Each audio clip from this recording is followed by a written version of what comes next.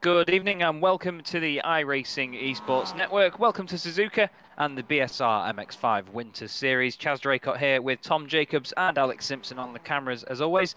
And Tom, we've got another fantastic race meeting ahead of us tonight on a very iconic piece of Japanese tarmac. Yeah, we have, haven't we? Good evening, everyone. Hope you had a good week so far, and welcome to the stream. Yeah, I think it's going to be an interesting one this evening. Quite an old school track. We saw a lot of it. There's a feature of Prost and Senna back in the day, so but this time it's MX5s, and I think it can make for some interesting racing, especially the infield section and the chicanes. It can get quite narrow there, so it'd be interesting to see what tactics the guys take. And of course, in a series where there's so many sprint races in one night, 4 races for you this evening, there's going to be a lot of very aggressive and frantic driving. Obviously, 15-minute races around here will not be a long time to get moves done, but as Tom says, those infield sections will be very, very powerful. But we're going to bring up that word that we always use, Tom, slipstream. Not many opportunities for it here, but quite an interesting one is going into 130R. They've got a long back straight there, so may see a couple of well, people with the largest, let's say, testicular fortitude may shove it up the inside there, but we'll have to see, won't we? Yeah, we will have to. I think it's going to be an interesting one going into 130R. I certainly wouldn't want to go, well, even 2 wide, but 3 wides I think is a no-go through 130R. And you've got the braking section down into the chicane. I think the main point to get the move done really is a good exit off of the spoon curves. If you can get that done, then you will have a really nice run up towards 130R, and you should get the position made before you get there. So just a word of warning for the guys this evening. I personally wouldn't put it 3 wide, but as you say, their testicular fortitude might be a bit bigger than mine. Yeah, definitely. It's all about how committed you are to the corner, I suppose. It is very a commitment corner is 130R, so we'll see what people do. Alex, just your thoughts as well. We've got quite overcast conditions on what is normally quite slippery Japanese tarmac. Do you reckon it'll have much effect on this? Not really. Obviously, with these short races, tyres never really come into effect. So tyre wear or anything, we're not really looking at that. So the guys will just have plenty of grip through the S's. So I'm just sure it'll make for better racing. To be fair, yeah, I think this is going to be a good one. I mean, the fact that they're doing the GP circuit just really space it out. There are some tricky corners in there, so I don't think it's going to be a straightforward like Slipstream are us on a race meeting. I do think some of the better drivers will climb to the top. That first couple of sectors, it really is a driver's section of the circuit. Yeah, slipstream really doesn't come into effect. So I think it's I think it's a good combination, and looking forward to the start of race 1. Yeah, like you say, that infield section that we're looking at right now as well. Steve Hefford and his teammates who are going around then. It's quite difficult because it's a very flowing section actually, Tom. You've got the left and right all the way up the hill, and it sort of repeats itself a bit, but the corners are different each time. It's a bit of a strange section, and there's so much momentum you need to carry, and in a car like this, you've got to really be on it to make sure you have a good lap, especially in qualifying like these guys are just finishing up now. Yeah, I think that all comes down to the MX5 as well, doesn't it? As we said in previous rounds, it is very much a momentum car, and keeping that pace going throughout the trickier sections that you mentioned, I think is a must. You're not really going to make it up so much on the straight lines unless you, of course, do the elusive slipstream. But I think if you're out on your own and you are battling, carrying the momentum through the corners, especially the chicanes, is a must. Will indeed. Just watching the guys now finishing up their qualifying. A couple of the teams you can see together giving each other a bit of slipstream where they can. They all do try and get it into every single corner they can as well. Just throughout the lap, you need to try and maintain it. Not the easiest thing to do, but when you see people like the SimLab boys doing it, I mean, we've seen quite a lot, Tom, that those guys they've got it absolutely nailed with teamwork, haven't they? Yeah, they have. They seem to work together so well, and I think that's what you need when you come to these rounds, especially in this series. That you do need that teamwork. I know Excite are very good at that as well as CQR, and then in the AM category, Automech, Knock Hill, and Result Clothing do the same. So, I think getting yourself and your team down to work together and chat before the race is a must, and it can ultimately lead to a race win, which is of course what they want. And of course, they get 4 opportunities to do that tonight. Anyone new to the series, we will explain that they have 4 races. The first one decided in terms of grid order by qualifying, and the remaining 3 are done with a reverse grid wheel to add to the excitement. There's quite a lot on offer. They can go from anywhere from like a full grid to about 15. Qualifying's just finished, and you can see at the top of your screen there, we have 2 driver classes tonight. We have the Pro category, which will be designated by a blue strip next to their name, and the green strips will mean that they are AM drivers, and they all have their own championships. The AM guys actually have their own series on Monday nights as well, which helps them practice for this.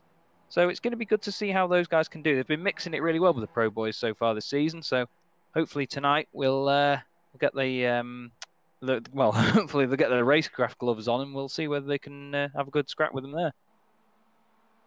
We've also got your own Ursum actually asking whether we can do a reverse grid wheel after qualifying, Alex, but I'm not sure.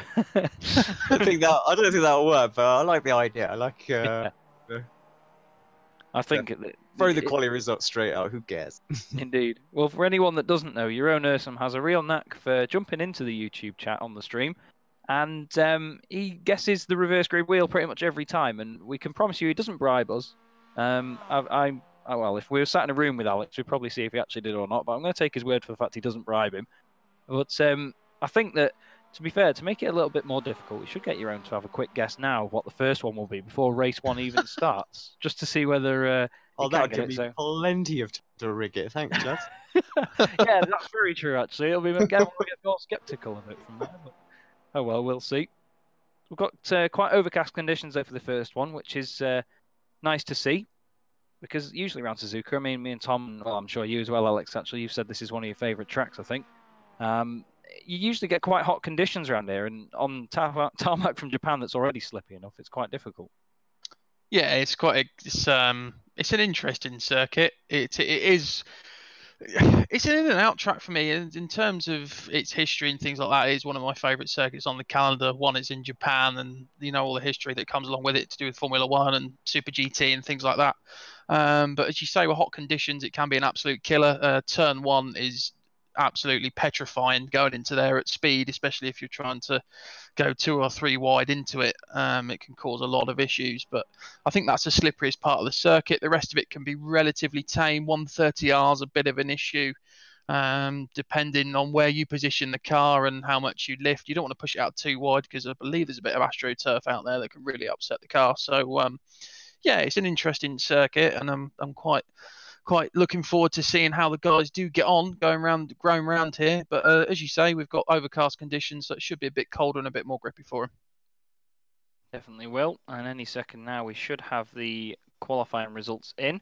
Interesting change in the driver market as well, actually. Marcelo Pagnon, who we've seen for the last few weeks, has been absolutely rapid in this series, has been snapped up by Swift Cooper Esports.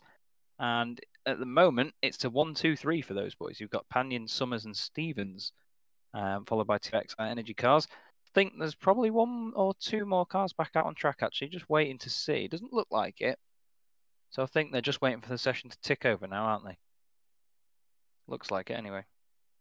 Yeah, it does, doesn't it? I think I haven't got anyone lighting up the timing screens at the moment.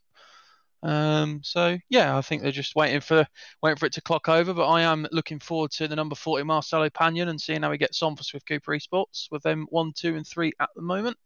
I think Chaz, they're going to have to fight off the Excite Energy Esports guys though, because those they are some quick boys in those cars. But anyway, we go down to your grid then. Marcelo Pagnon takes pole position for race 1 and his first out for Swift Cooper Esports, followed by Charlie Summers, Kip Stevens. So that's a 1, 2, 3 for the Swift Cooper boys. Ryan Walker for Excite Energy Esports is in 4th. 5th, Jack Ashton. Craig Evans in 6th. Adam Alley in 7th. Christian Rose in 8th. 9th, Pete Newman.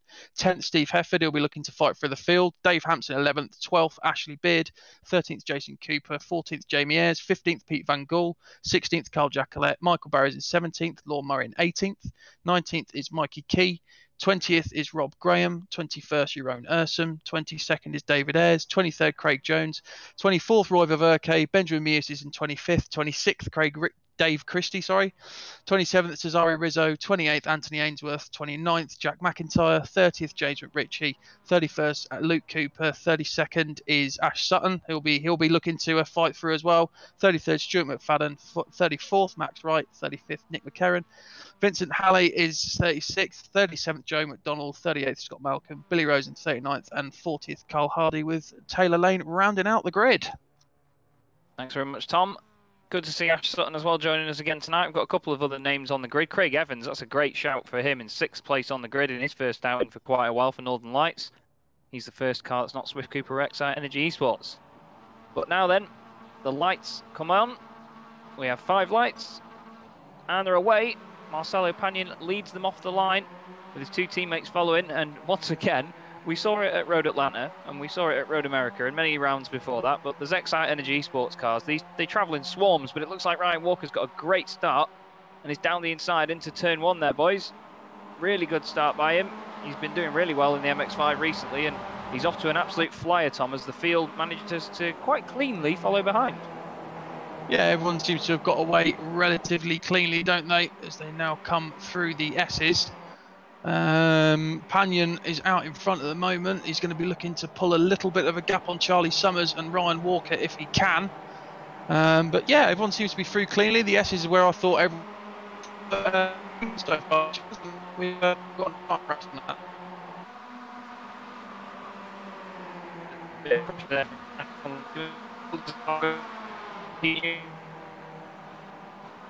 And just much like what blue and LA past me, blue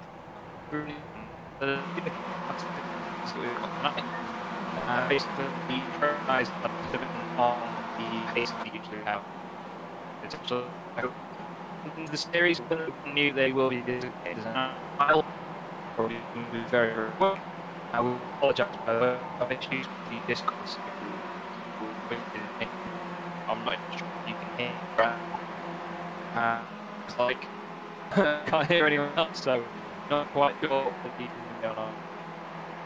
Yeah, we're definitely having some issues with the Discord server, it would appear. So I don't know how we're coming across. Hopefully, relatively clean. But yeah, as a crash through Spoon. That's what we call around here. Yeah, definitely struggling with yourself, Chaz. But at the front, looking really close.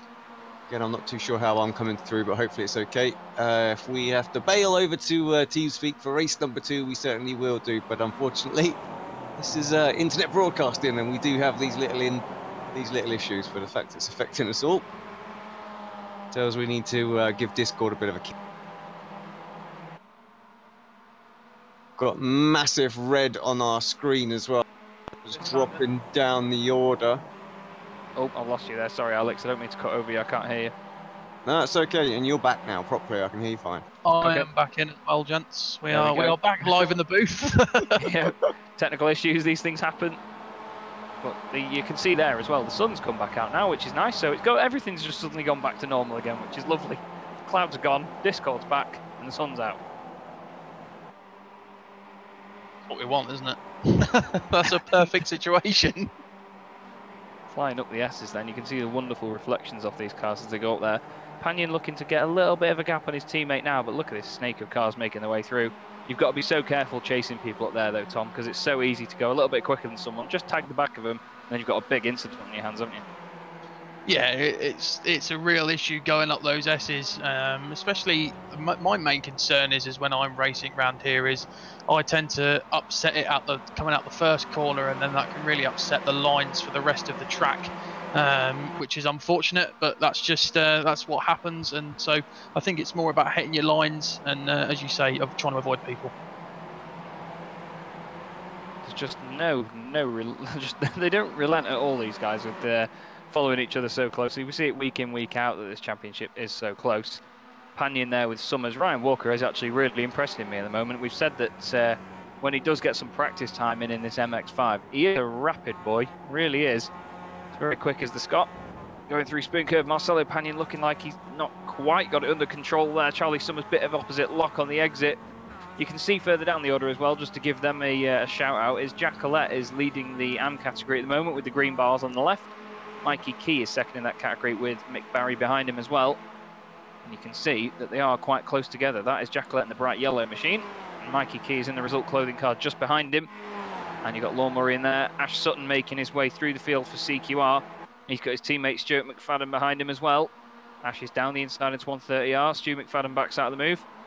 Looks like he might still get it done into the chicane though, but as usual, Tom, these boys have gained 15 places each. They're flying up the order really, really quickly. Yeah, that's what we've come to expect from them, isn't it?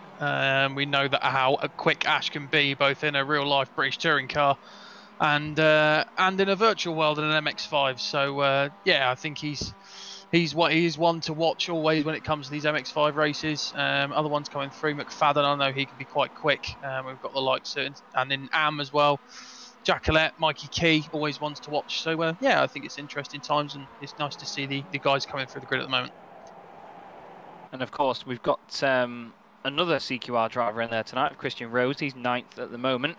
Good to see him doing so well in his first, I believe, his first meeting in the championship. He's got the car, the car quite high up on the grid. I think he was 8th overall. Craig Evans is still up there as well. He is 8th now. He's lost 2 places so far in this race, but biggest mover, it is actually tied between Billy Rose of Northern Lights, Stu McFadden and Ash Sutton, 15 places gained each. Carl Hardy's gained 12 places. And the number 375 car for Result Clothing as well. So really good job by those boys so far. Only 3 laps down as well. So an average of 5 places a lap isn't too bad really, Tom. I mean, if we ever pulled that off in a race, I think we'd be over the moon, wouldn't we? Because we're normally going backwards, not forwards. Summers is in the lead now. He's actually overtaken Panion. I didn't see that take place on the timing sheet on here, so it might have been a bit earlier, but just behind Ryan Walker. There's a fantastic battle going on here, and our favourite Scotsman, Adam McNally's involved as we see Summers going down the straight here. Yeah, he's just going to get it done into turn 1. Your favourite turn 1, Tom. Yeah, it's an interesting turn 1, but it's a lovely move there by Charlie Summers in the number 36 to take the lead. Nice and cleanly done on Marcelo Panion. The team working together well there. We've got the likes of Ryan Walker and, as you say, Adam McNally behind them. Kip Stevens down 2 places into 5th now. So it's an Excite and Swift Cooper Esports sandwich for the lead at the moment. You've got Jack Ashton in there as well with them. So I think, Chaz, this could be quite an interesting one when it comes down to the 2 teams, and I'm not really sure which team is going to take race 1, to be honest. Steve Heft will be just then going down the inside of Ashton into 130. Oh, Ashton nearly coming across the front of him then. Do you mind? Have some manners. Flipping heck, he nearly took him out there, but luckily they didn't make contact. Steve Hefford races in VR as well, so I reckon that looked quite scary, but he's not going to let off. He's got the bright yellow wheels to try and distract Jack Ashton. They clash quite nicely with the bright purple roll cage he's got. You can see the wonderful shape of this circuit on the track map on the right-hand side. You can see the cars designated by their positions there. Blue one's a Pro, green are Am. And Steve Hefford is trying to go around the outside into turn 1, Tom. Overcooks it slightly, and that's going to put him under pressure from Craig Evans, who's really, really flying tonight so far. He's doing a great job. Yeah, he's having a great drive, isn't he, at the moment, Craig? He's for his return for Northern Lights. Oh, sorry. Sorry, he's off the grass up the inside, and I'm not too sure what happened there. I'm just having a bit of problems with my camera on my end, so I've lost the cameras a little bit on my end. But yeah, great drive. He's gone off. I'll let you take over, Chaz, while I sort my camera issues out. Sorry, buddy. He went off, and as he came back on, he made contact with Rose. And as he got out of that, he came across the front of Jason Cooper again. I'm not quite sure what happened. They've both gone off, but they've managed to carry on. He's at the mercy of Ash Sutton now, who's gone flying past, and I think Lorne Murray's going to try and get involved as well. But real shame that for McNally. He just seemed to slow down and go across the track. It looked like he had some sort of issue with it. I'm not quite sure exactly what happened with it, but he's still going there. That's the main thing. Jack Ashton now chasing down Kip Stevens. This is for 4th place as they chase down Ryan Walker. Marcelo Panion is back at the front now. He has overtaken his teammate Charlie Summers to go back to the 4. Into the spoon curve then. It must be quite a difficult corner to get right in this car, Tom, because with the MX5 being the way it is on the brakes, it's not really a car that likes to brake and turn at the same time. So these guys do a great job at getting it round there, what looks very smooth anyway. Yeah, they do, don't they? Spoon's always been a corner for me that has... I've had many issues with it, to be honest. But yeah, as you say, the MX5 isn't really the sort of car that you want to be braking and turning at the same time, which is why I said I thought a lot more guys would be having trouble with turn 1. But yeah, I think getting Spoon right is a must, as I said earlier, with getting down to the straight towards 130R. So yeah, good on the lads at the moment. It's been nice, clean racing so far, and I think that's what we like to see. We've only had what looks to be 4 retirements so far on the timing screen. So nice bit of racing there, and it's not turning into a Monaco 1996 for anyone who gets that reference.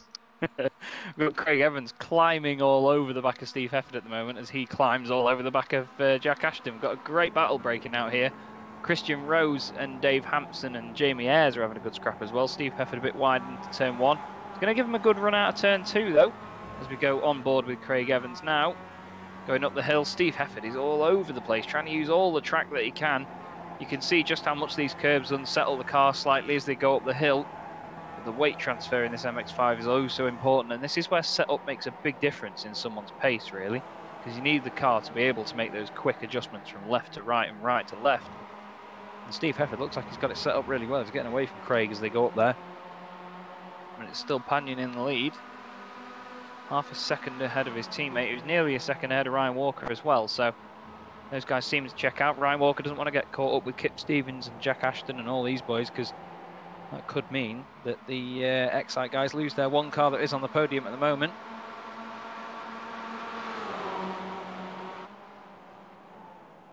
Oh, as Craig Evans is out of shape into there, into the hairpin. He saves it from coming into the middle of the road. Brilliant stuff. Not quite sure how he stopped that then, but, well, he did a fine job of it. He may have lost places, but that could have ended in a much bigger incident and quite a pile up into the hairpin. So well done to Craig for that. He's got Dave Hampson behind him now, rounding out the top 10. But real shame that he's not stuck in that battle anymore. But considering it's his return to the championship tonight, he's done a fine job in that very, very lovely looking Northern Lights car. Kip Stevens then, still in 4th place, chasing down Ryan Walker. But these guys are starting to spread out a little bit now. So it seems, well, I don't know, looking back at the lap times and stuff, they're all so similar, to be fair.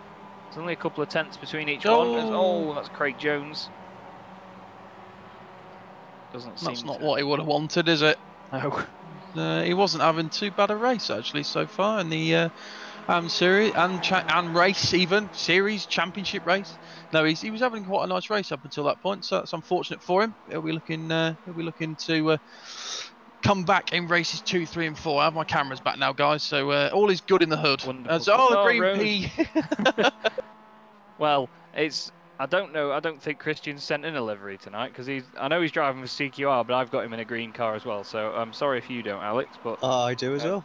Yeah, well there we go. He's inherited the new green P is Christian Rose this evening. He's taken over from Nathan Davis's usual role, who I can't see in the timing screen. Actually, I don't think he's about. So there you go. It's perfectly justified. We have the new green P on the circuit. It's become quite a running joke of the series for us, anyway. But Charlie Summers, you can just see the commitment of this car. It just wants to end up on its door handles around these S's up the hill, Tom. It's just, they're giving it everything. Ryan Walker doing a sterling job as well to still be on the podium. But I think that, do you reckon Panion's going to hold out here, or do you reckon just, it'll depend on who's in front towards the end and these guys will just sort of let each other have it?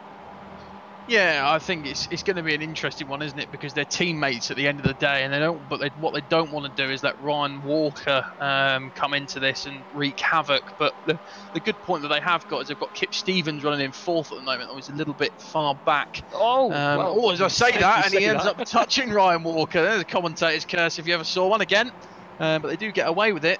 But yeah, it's what they don't want to do is end up battling and then push themselves into Ryan Walker for him to take the win. So I don't know whether team orders will come into play, but as you see, they come down towards these spoon curves now. They do get a great drive out of the hairpin, and they've got a little bit of distance on Ryan Walker now. So I don't know, Chaz, at the moment, and I think it's going to be quite interesting to see how this one plays out.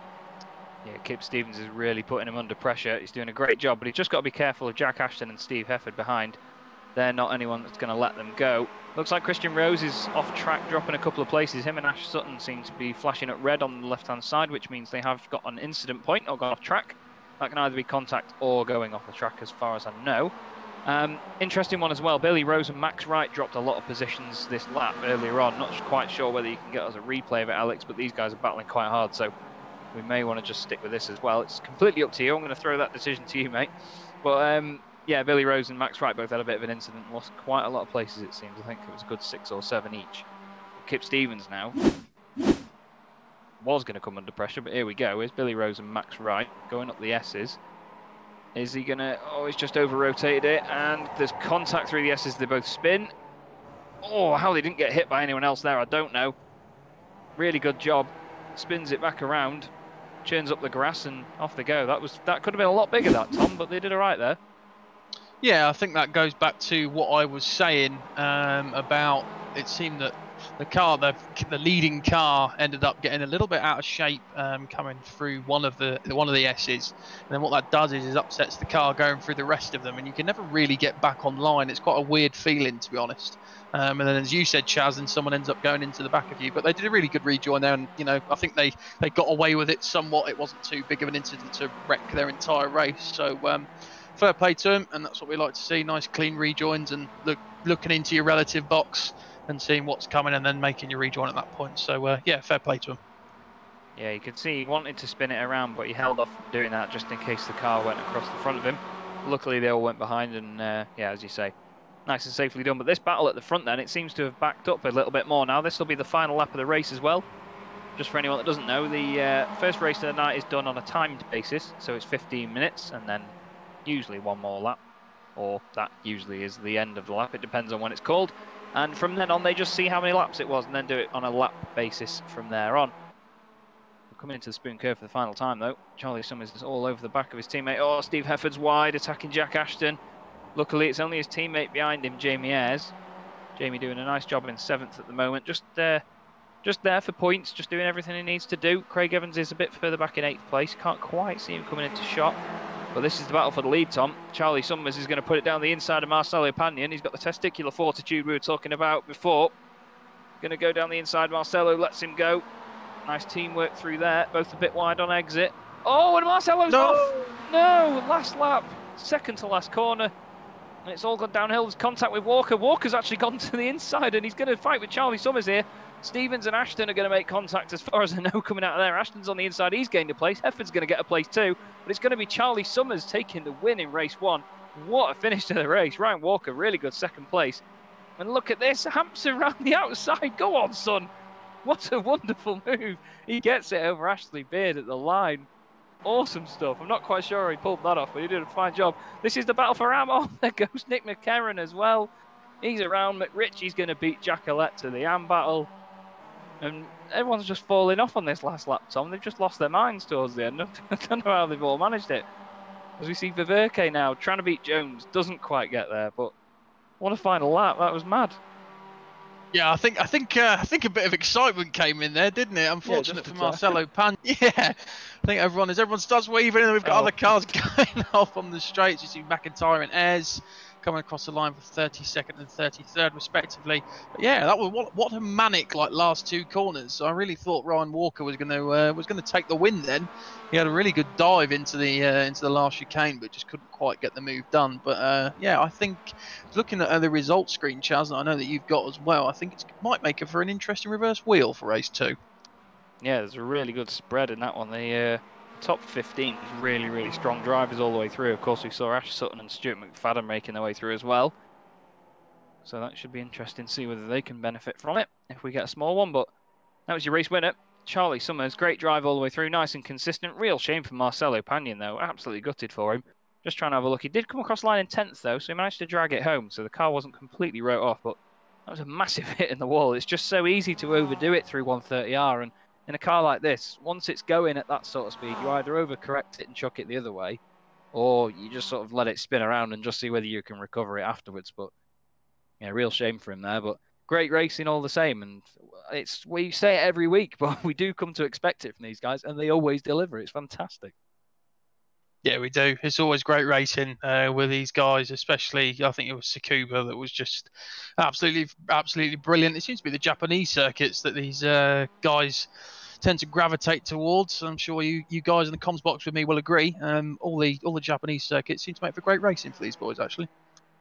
They do. It's the tight and twisty nature, I suppose. I mean, while slipstream, that magical word, does sort of bunch it together and keep people from running away with it, it just adds a little bit more driver sort of skill and racecraft to it, which is always good. It keeps the pace quite spread out over the course of the field. But you see before you there, then we've got the results on screen now. So Charlie Summers takes your race win for race number 1. Nice race win for him. Ryan Walker finishes in P2 with Jack Ashton in 3rd. Steve Hefford finishes 4th in front of Kip Stevens in 5th and Jamie Ayres in 6th, with Craig Evans in 7th and Dave Hampson in 8th. Ashley Beard in 9th and Marcelo Pagnon falling off at the second to last corner rounds out your top 10. Behind him was Ash Sutton in 11th with Jason Cooper in 12th, Christian Rose in 13th, Stuart McFadden in 14th and Lord Murray in 15th. Your AM race winner was James McRitchie in 16th and Carl Jackalette behind him in 17th. 18th was Jeroen Ursum. 19th, Craig Jones. 20th, Roy Ververke. Nick McCarron in 21st. 22nd, Pete Van Gaal. Adam McNally in 23rd with Scott Malcolm in 24th for Team Mad. Joe McDonald in 25th. Pete Newman in 26th. Benjamin Muse in 27th. Billy Rose in 28th. And 29th was Vincent Halle. 30th was Max Wright. 31st was Cesare Rizzo, 32nd David Ayres, Jack McIntyre in 33rd, Carl Harding in 34th, Dave Christie in 35th, 36th was Luke Cooper, 37th was Rob Graham. Your non-finishers were Anthony Ainsworth, Michael Barry, Mikey Key and Taylor Lane. Thank you very much, Tom. Great stuff as always. You can see someone's been doing a couple of donuts there. Just waiting now then. We should have, I believe, if Alex is there. Hello. I don't know. I've not heard you for a bit, so I can never be too sure with Discord. We should have a reverse grid wheel, mate, if you are there and prepared. We're here, whether we're prepared or not. There's another thing. Yeah. Let's give it a spin and see if it works. We're crossing everything. So, right.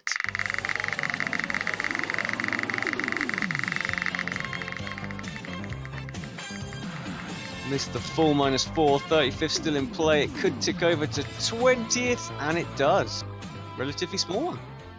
And that is going to help those CQR boys that were coming through the field. That puts Roy Ververke, Nick McCarron, because that spin at the end, he's just missed out by 1 position. Roy Ververke will start on pole position alongside Craig Jones of Result Clothing. Jeroen Ursum and Carl Jackalette make the second row with James McRitchie, who's always quick. He will be 5th. And you know what? Jeroen Ursum called 20 at the beginning of this broadcast. Yeah, I was just looking at that. He actually got it right. How right? You definitely rigged that, Alex. I'm having words with you in the break. But, if you join those 3 then, in 10 to 15 minutes time on the iRacing Esports Network, we'll bring you the second of 4 races this evening. It's bound to be a great one. Don't go away.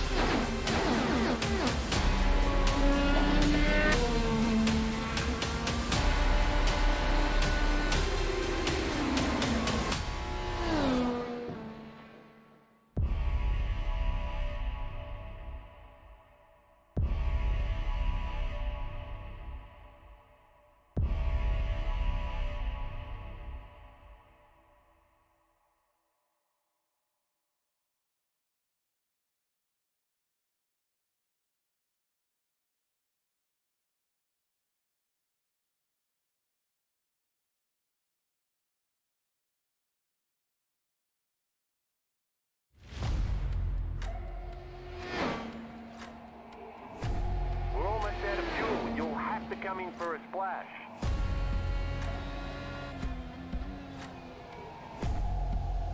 Three, two, one, now.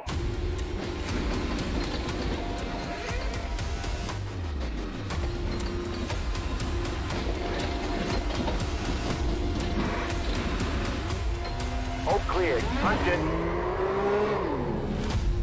Great job. You did really well.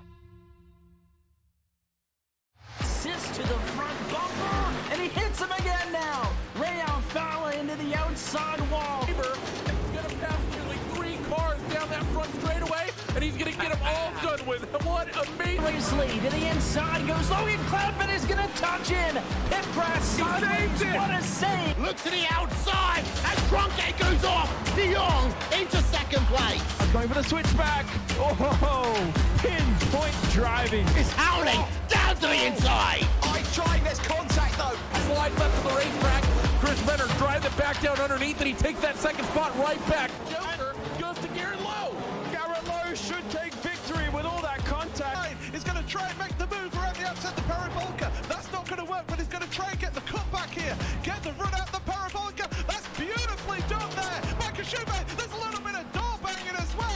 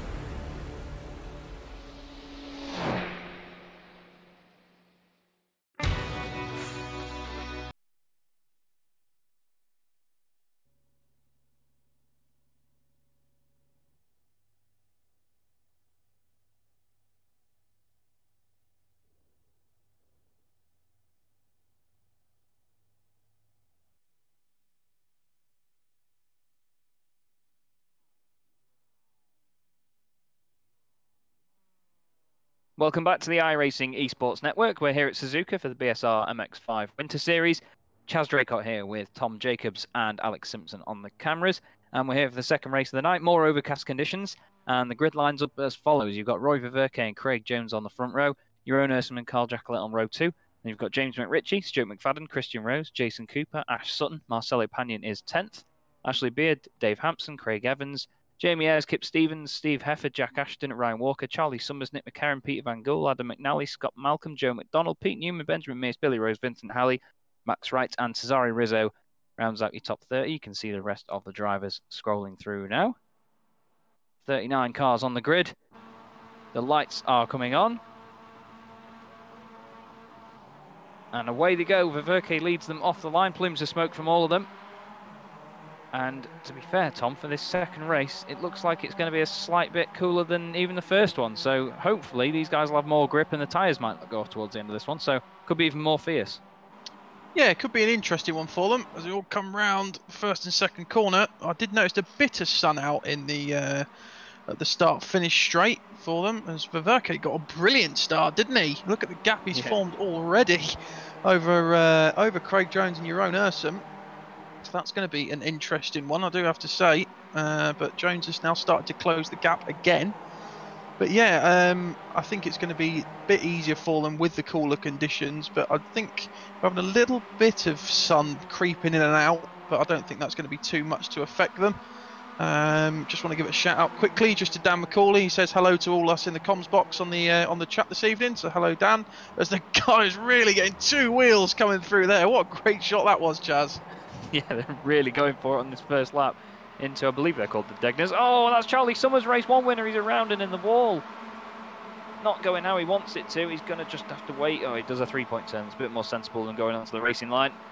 It looks like we've lost a couple of guys early on. Stu McFadden seems to be far down. I don't think he actually made the start. Dave Ayres and Billy Rose, the 666 and 444 cars. That serves them right for having 3-digit numbers in my mind. Jeroen Ursum there, still in third, under pressure from let's not draw attention to James McRitchie being an AM when he should be in pro. As Carl Jacquelet goes off on a scenic route on the right-hand side. No one's going to miss that happening in that bright yellow machine. We can see it. There he is. Doesn't quite blend in and have the camouflage that Christian Rose would have, Tom, if he ran wide, does he? No, he doesn't indeed. But a nice safe rejoin there from Carl Jacquelet.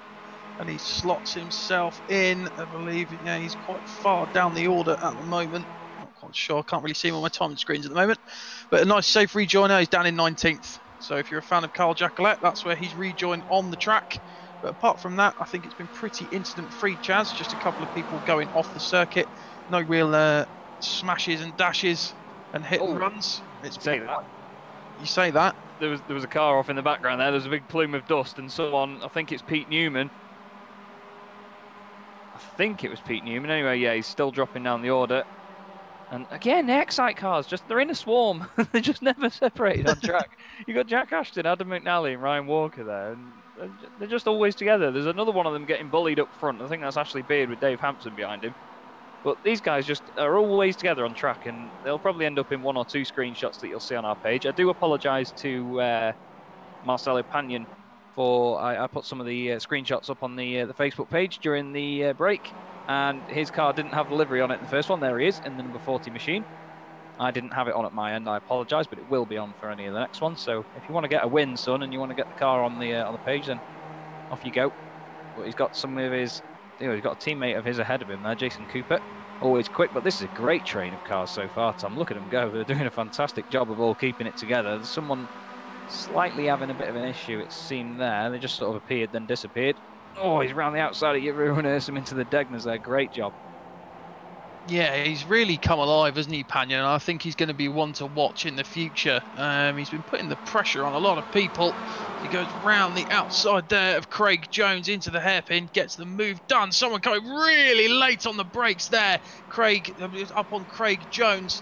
I believe that was Ashley Beard there, Chaz, in the number 28 machine. I think it was anyway. Really late on the brakes there. Wow, that was he was lucky to get that stopped, I think. Yeah, I know how much of a scary experience it is when you slam on the brakes of the MX5 and you try and turn. It just doesn't want to obey you. Jeroen Ursum really squeezing Ashley Beard over to the left into Spoon Curve. He doesn't do what's now known as a Vettel, and he manages to keep it on the inside without hitting him. So good job, son. Uranus seemed to run a little bit wide there, but he's hugged the apex on the exit. And there is the little green P that is Christian Rose, side by side with Dave Hampson then as they go down the straight towards 130R. Craig Evans is tucking in the slipstream. And he's actually, never mind tucking in the slipstream, he's going to go between them and make it 3 wide. I didn't think we'd see 2 wide there tonight, although he has actually gone back in behind Hampson now. So I eat my words, he's overtaken Christian Rose. And around they go. Oh, Jamie Ayres and Kip Stevens going on quite a scenic route away there. Ash Sutton now into the lead of the race. How has he done that? I didn't even see him anywhere near the lead a minute ago, and now suddenly Ash Sutton is at the front. So there you go. Roy Viverke leading the AM category. Nice little variation. If you look at the left-hand side, you can see it's Pro-Am, Pro-Am, Pro-Am, Pro-Am. And then there's a big gap down to Jacqueline actually now. So these 4 guys in AM, they will really want that podium, and obviously only 3 of them can get that. There's 3 cars nearly 3 wide there. Uranus on the outside. But every way you look, as always, Tom, great fighting all the way through the field here. Yeah, and I think that just goes to show, as we said before, the AM guys can really hold their own against the pros. But Ash Sutton, wow, what a guy, up 8 places already, and we're only 3 laps in.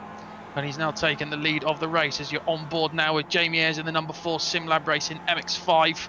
And he's chasing down that green P of Christian Rose in the number 34 machine.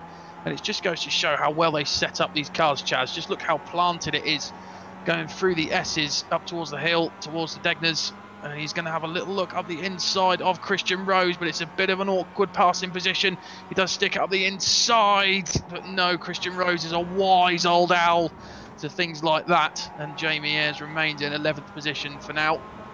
I think he might get that move done in the end, Chaz. As we come towards the hairpin, is he going to have another look again? I think he might be too far back. He goes for the dive, and that's one hell of a dive. Again, Christian Rose, absolutely brilliant defending. And I've got to say it, Chaz, we race against him in the World GT Championship, and I think we're quite used to that defending by now. Oh yeah, Christian's one of the quickest guys in the series. He's been qualifying really well as well. His hot lap pace is unbelievable. Good to see him trying his hand in these MX-5s, and he's doing a fine job battling with the best of the best in this series. Jamie Ayres, of course, multiple race winner in the championship, very, very quick driver himself. Just down the inside there, Jones and Hampson.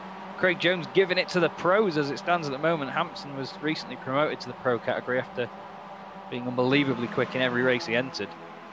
And they side by side all the way up to 130R. Craig really giving it everything. He's 3rd in AM at the moment. He's got safe gap over Uranus now as McRitchie once again goes to the head of the AM battle. And oh, they nearly made contact there. That was really close going through 130R. Really scary stuff. And there is Roy Viverke there. He has Marcelo Pagnon for company. Oh, Adam McNally has just gone down the order. I hope that wasn't through 130R for his sake, but he's just gone flying down the order. He's still dropping down. I think he might have binned it somewhere. But this battle towards the back of the top 10, Jamie Ayres is trying to put some black paint on the back of that green machine of Christian Rose. And they're going side by side into turn 1. I think Jamie's going to get it down the inside. Still not. Tries it on the brakes in turn 2. And here's the battle for the lead then. Jason Cooper and Ash Sutton. Both yellow highlights on the cars, really going for it side by side up the S's. Great stuff. You can see the weight transfer really working away on the suspension of that MX-5. And it's just going to be a game of patience through this section, Tom, because it's not the easiest to try and get a move done. You want to do it on every single direction change, but it's not the easiest thing to do, is it? No, it's not. It's a lot more fun doing it here than it is at Kota, in my opinion. But yeah, I think with the weight transfer, as you say, it can become a real issue. And as like I mentioned before, if you muck up one of them, then the rest of them will follow. It's a bit like Daytona, really. Yellows breed yellows, so out of lines breed out of lines around here. But yeah, we've got to say, Jason Cooper is really putting the pressure on Ash Sutton. One person I want to give a shout out to, who did really well last time out, James Ritchie, running P3, holding off Marcelo Pagnon. And he is an AM driver for now, is McRitchie, and he's not letting these front runners get away, is he, Chaz? He's really holding his own out there at the moment. He certainly is, and yeah, you're right. He's an AM at the moment. I think is the key part of that phrase. But yeah, he's doing a great job. To be fair, he's always there or thereabouts. It'd be a shame for him to be in a pro category where he isn't walking away with the AM victories. But it'd be great to see him actually stick it to these guys in the same category, I think. Just a quick mention as well, of course, if you are enjoying the stream this evening, do subscribe to the iRacing Esports Network. Make sure you hit the little bell icon on YouTube and you'll be notified of future videos that are coming up. And of course, head over to Apex Racing TV as well, where Tom, Alex and I do commentate on various other series as well. Not always together, but there are plenty of us that do it. And of course, if you want to as well, you can look at the Facebook page where we do stream as well, and on Twitch, as McRitchie is making me a bit twitchy going into that chicane there. I wasn't quite a fan of that, to be fair. That was like a Senna and Prost moment, as you mentioned before. Really stuck it down the inside. Didn't hit Jason Cooper, but it certainly scared him as much as it scared me, and now Marcelo Pagnon's getting involved. Yeah, Pagnon's going to put it too wide into turn one, so this could be an interesting one for them both. And McRitchie, they do both get round so far. McRitchie still holding the inside line. This is working well in the favour of Ash Sutton. And Cooper's starting to break away as well. And I think, yeah, Pagnon has got the move done going into the S's. But McRitchie at the moment, although he's got the Verke breathing down his neck, is holding the AM P1 in this race. He's still leading it. Yeah, I think it's now the job of Cooper and Pagnon to chase down Ash Sutton. I thought Ash Sutton at the start of this, Chaz, was going to have it all his own way, but with 2 laps to go, I don't think that's going to be the case here.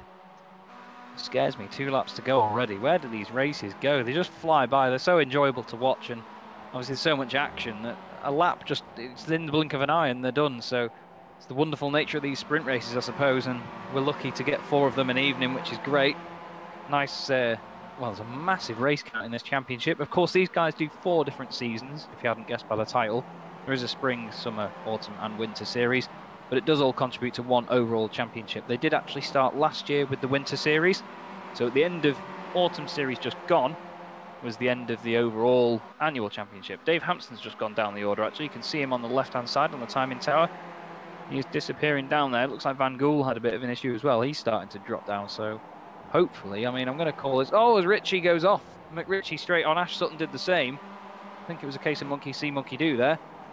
Van Gool in the middle of this battle then. Doesn't seem... He's got a little bit of damage on the front right, actually, Tom. So what I'm thinking, I mean, I've not seen it myself yet, but I think Hampson might have lost it in the hairpin and Van Gool might have hit him as he tried to get back on. It's a bit of a niche guess, but I'm going to go with that at the moment because they did start to lose positions together. Yeah, I think that could be the case. It doesn't seem to be affecting them hardly at all, really, does it? They might be losing a mile an hour or 2 on the straights, but in these sort of cars, it doesn't really affect them, unlike the GTE and downforce cars. So, yeah, I think they've come together, as they might do there again. Van Gool, wow! What a move that was around the outside there. Didn't really hesitate there, did he, Chaz? He was just went for it. Danny Rick late on the brakes, yeah, and through he went. As we see the stream of cars now coming towards turn 1. The sun hasn't broken through the clouds, so the track is nice and cool at the moment. Ashley Beard going to make a move on that Northern Lights car. I think did he get it done? Yeah, he did. Yeah. So the Excite cars doing what they do best and moving up through the field, and that's what we like to see. As everyone else seems to be having quite a clean race. Oh, Sutton's dropping down the order. Sutton's dropping down the order. P20. And I'm sure we'll get a replay of that. And that car is in a really bad way. Yeah. So I'm sure we'll get that. But James McRitchie at the moment then leads the race. So we go back to what happened. Ash Sutton on the outside. Oh, they just come together. And Ash Sutton had no chance of saving it. Oh, bang. no. Oh, no. He's taking out other people with him. And it just goes to show, Chaz, that these cars are easy to drive, easy to race, but really hard to master. And once they're going, that is it. So James McRitchie leads now ahead of Roy Ververke, Marcelo Pagnon, Jason Cooper, and Jamie Ayres. So what a change to the front row, to the front of the race this is, Chaz. Yeah, definitely. Big shake-up of the order.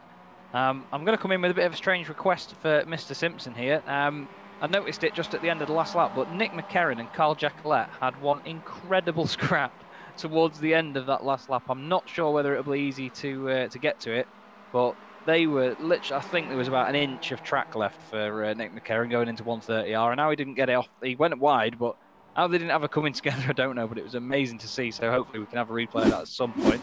And here you go. I think this is, well, there's Mr. Jacquelet chasing Van Gool. That's into the Degners. Oh, Van Gool gets out of shape on the way in. Really not sure how he saved that then. It's easy to lose it there as McIntyre seemed slow there as well. Not quite sure what happened. But as they were coming to 130R last time round, honestly, I don't know how McCarron didn't lose it on the way in. He did a fantastic job of holding his ground. 4 SimLab cars there surrounding Carl Jacquelet. So he's not having the easiest of times at the moment. But he's having a great scrap in the midfield, to be fair, at the moment. It's Carl Jacquelet. He's got a lot of people surrounding him. There's only a couple of tenths either way. Here you go, look at this. Nick McCarron, there's no more room on that track for that car at all. Through 130R, he lets it go wide. Jacquelet obviously taking the shorter line, is going to be in front. McCarron decides to go towards the outside of him. Not much room there either. Still tries to give it a go. Still so close, but Jacquelet just making away with it. But that's just how close these guys can race and not have an incident. It's just great to see. And another thing that's great to see, James McRitchie out in front, Tom, and an overall lead as well, not just in the AM category. Yeah, him and Vaverke have had a great race, haven't they? Jason Cooper fallen back a little bit now and he's coming under pressure somewhat from Marcelo Pagnon, but I think that front end damage is going to affect him more, and he's now going into the jaws of Jamie Ayres, who looks to have got the move done. And I think Marcelo Pagnon has got a very poorly MX5 there in terms of straight line speed. It might have damaged the engine as well in terms of cooling capabilities. We look back then at Jack Ashton and Kip Stevens in there as well, so the Excite boys giving Mr. Ryan Walker, not Ryan Walker, sorry, giving Kip Stevens, the Excite boys giving Kip Stevens an Excite sandwich. Sorry, I lost all my bearings there. So you see the green P of Christian Rose trying to go round the outside of Craig Jones of the Result Clothing car, and that's a great run by Christian Rose. What a move round the outside of the hairpin. Absolutely fantastic stuff. Oh, Pushed him in as well. Oh, there's a bit of contact between Jones and Evans, and the midfield is really coming alive for this last lap. I'm interested to see what happens as they come into the Spoon Curve. And we see Ursum in the number 51 having a little look up the back end of Jones, but can't get that move done. And I think it's all going to come down to 130R, Chaz. yeah, they're having a great scrap there. It was a really, really good move, though, by Christian Rose. Kept it nice and clean around the outside, got a great run, and off he went. James McRitchie here ahead of Roy Vaverke, who we've got to give a shout out to as well. He's doing a great job. We've seen him up there quite high up in the field, albeit with the help of the reverse grids, but he's been keeping his nose clean in this championship, and he's gaining all important AM championship points. But out the final corner for another overall victory in the MX5 Winter Series is James McRitchie. Fantastic drive. Roy Vaverke takes second, and Jason Cooper is going to win the AM category in that one from Jamie Ayres, Marcelo Pagnon, Ashton, Stevens, Beard and Walker. So Stevens got past Ashley Beard on the last lap. Side by side there between McCarron. Ursum Hefford's in there as well. There's a bit of smoke in the bottom of the screen. Some people are probably just spinning it off at the end, as we saw in the first race. I think it was Max Wright in the first one that put it in the wall. As someone pulling over onto the grass there, that's Benjamin Mears. As we look at Harley there as well. But once again, we saw fantastic battling all the way up and down the field. That race flew by, as these races always do, Tom. There's no way we can know where to look. I mean, about if you could have a live stream of Alex right now, he's probably just all over the place, just clicking things. I mean, are you all right there, Alex? I'm super chill, man. It's all good. It's great I imagine he's like one of those pro StarCraft players where you can't see the fingers; it's just a blur on a keyboard. Well, these guys are a blur on a virtual racetrack at the moment. Fantastic snake of cars all the way through, and once again, really good battles up front. It's a shame about that incident, though, with Ash Sutton, Jason Cooper and Marcelo Pagnon, because that was shaking up to be a right good battle. But as we saw, one bit of contact wheel to wheel can really chuck these cars around, and Ash really did go around, and when it came back the other way, there was nowhere really for Marcelo to go. So we do see it in motorsport, though, don't we, Tom? It's unavoidable sometimes, no matter how good you are. Yeah, I think we see it a lot. We see it in any series. We saw Vettel turned around, was it 4 times last season, much to the dismay of myself. It happens anywhere. You can be the quickest driver in the world and you'll always have incidents. You know, looking on from F1 again, you look at Barcelona 2016, you know, Rosberg and Hamilton coming together. It happens. Even drivers at the very top of their game can have incidents, and that's what makes motorsport. So, but it's great to see, and I'm really looking forward to the last 2 races. Just got to say quickly as well, your own Ursum is saying 35 on the wheel this time, Alex. So we'll see if we can get it right this time. Oh, we'll see. So let me see if I can quickly change it. Here he is. Here he is with his rigging. That'll be $5 in iRacing credits via PayPal. Thank you, your own. Who are we waiting for to come across the line? There's someone still out there, and we're not getting official stand-ins yet. Someone's limping around somewhere. Here we go. Anthony Ainsworth with Go on, a Anthony. very high downforce front end upgrade on that. And he's more than MX5. 2 laps down, so it's not going to score any points anyway. So he just That's wanted, spec. just wanted to keep. MX5, I think that is. Just waiting. The B spec MX5. The MX5B, ladies and gentlemen. Lightweight front end and extra air cooled engine. There we go then. James McRitchie takes your race 2 win in the AM category and overall. So a well-deserved win from him. Behind him, Roy Ververke, who takes P2 in AM and P2 overall. Jason Cooper wins your pro race in P3. Behind him was Jamie Ayres, Marcelo Pagnon and Jack Ashton. Kip Stevens comes home P7 with Ashley Beard in 8th. 9th was Ryan Walker. I think he'll be looking to move up a little bit further than that in races 3 and 4, depending on reverse grids.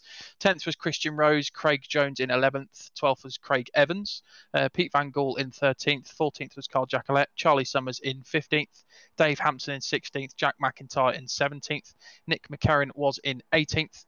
19th was Jeroen Ursum. Steve Hefford in 20th. They will be looking to come back as well. I say that every time. 21st, Scott Malcolm. Carl Hardy in 22nd. 23rd was Joe McDonald. Adam McNally was in 24th. Benjamin Muse 25th. Pete Newman was in 26th. Vincent Howell was 27th. Luke Cooper was in 28th. Mikey Key was in 29th. And then your non-finishers, quite a big one this time. Ash Sutton, Cesare Rizzo, Michael Barry, Anthony Ainsworth, Rob Graham, Max Wright, Billy Rose, David Ayres, Stuart McFadden and Dave Christie. Thanks very much, Tom. And that was once again another feisty race for us to behold. Enjoyable as always. And of course, for the second time this evening, we will have the reverse grid wheel to determine the grid for race 3, if you have that, Alex. Indeed I do. Give it a spin. You've had long enough to change the position. Now, of course, if it comes out, I'm going to get some serious stick. No, it's miles away. We're safe. We're safe. Love it. Close in a way, though. It's 30th. Okay, and that would mean then that Ash Sutton... no, actually, it's not Ash Sutton. I do apologise. He was 2 laps down, not 1 lap down. Mikey Key is going to be on pole position alongside Luke Cooper. Vincent Halley will be 3rd. I'm really sorry if I'm getting your name wrong. It's probably just Hal, but I'll call you Halley for the sake of it now. I've gone with 1. I'll stick with it. Pete Newman 4th on the grid, and Benjamin Mears will be 5th. Adam McNally, quite interestingly as well, is 6th. So really good spread of talent across the first 6 places, which is what we like to see. If you join me, Tom and Alex, in 10 to 15 minutes time on the iRacing Esports Network, we will have race 3 of 4 this evening for you. Don't go away.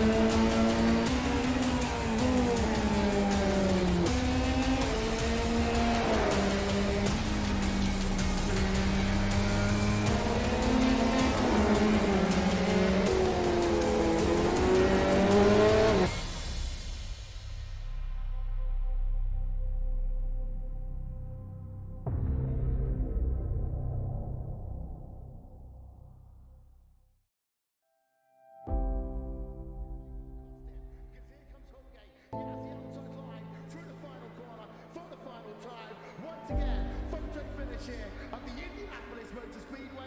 Will it be Tim Hogan? It's going to be Christopher DeMary at the line.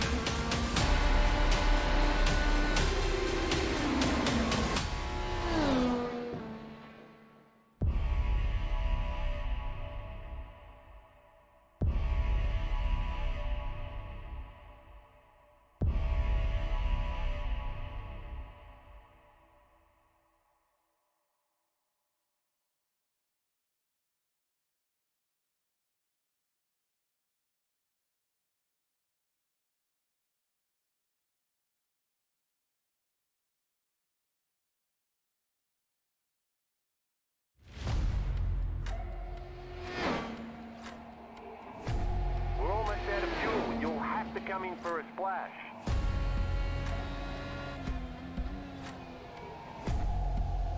Three, two, one, now.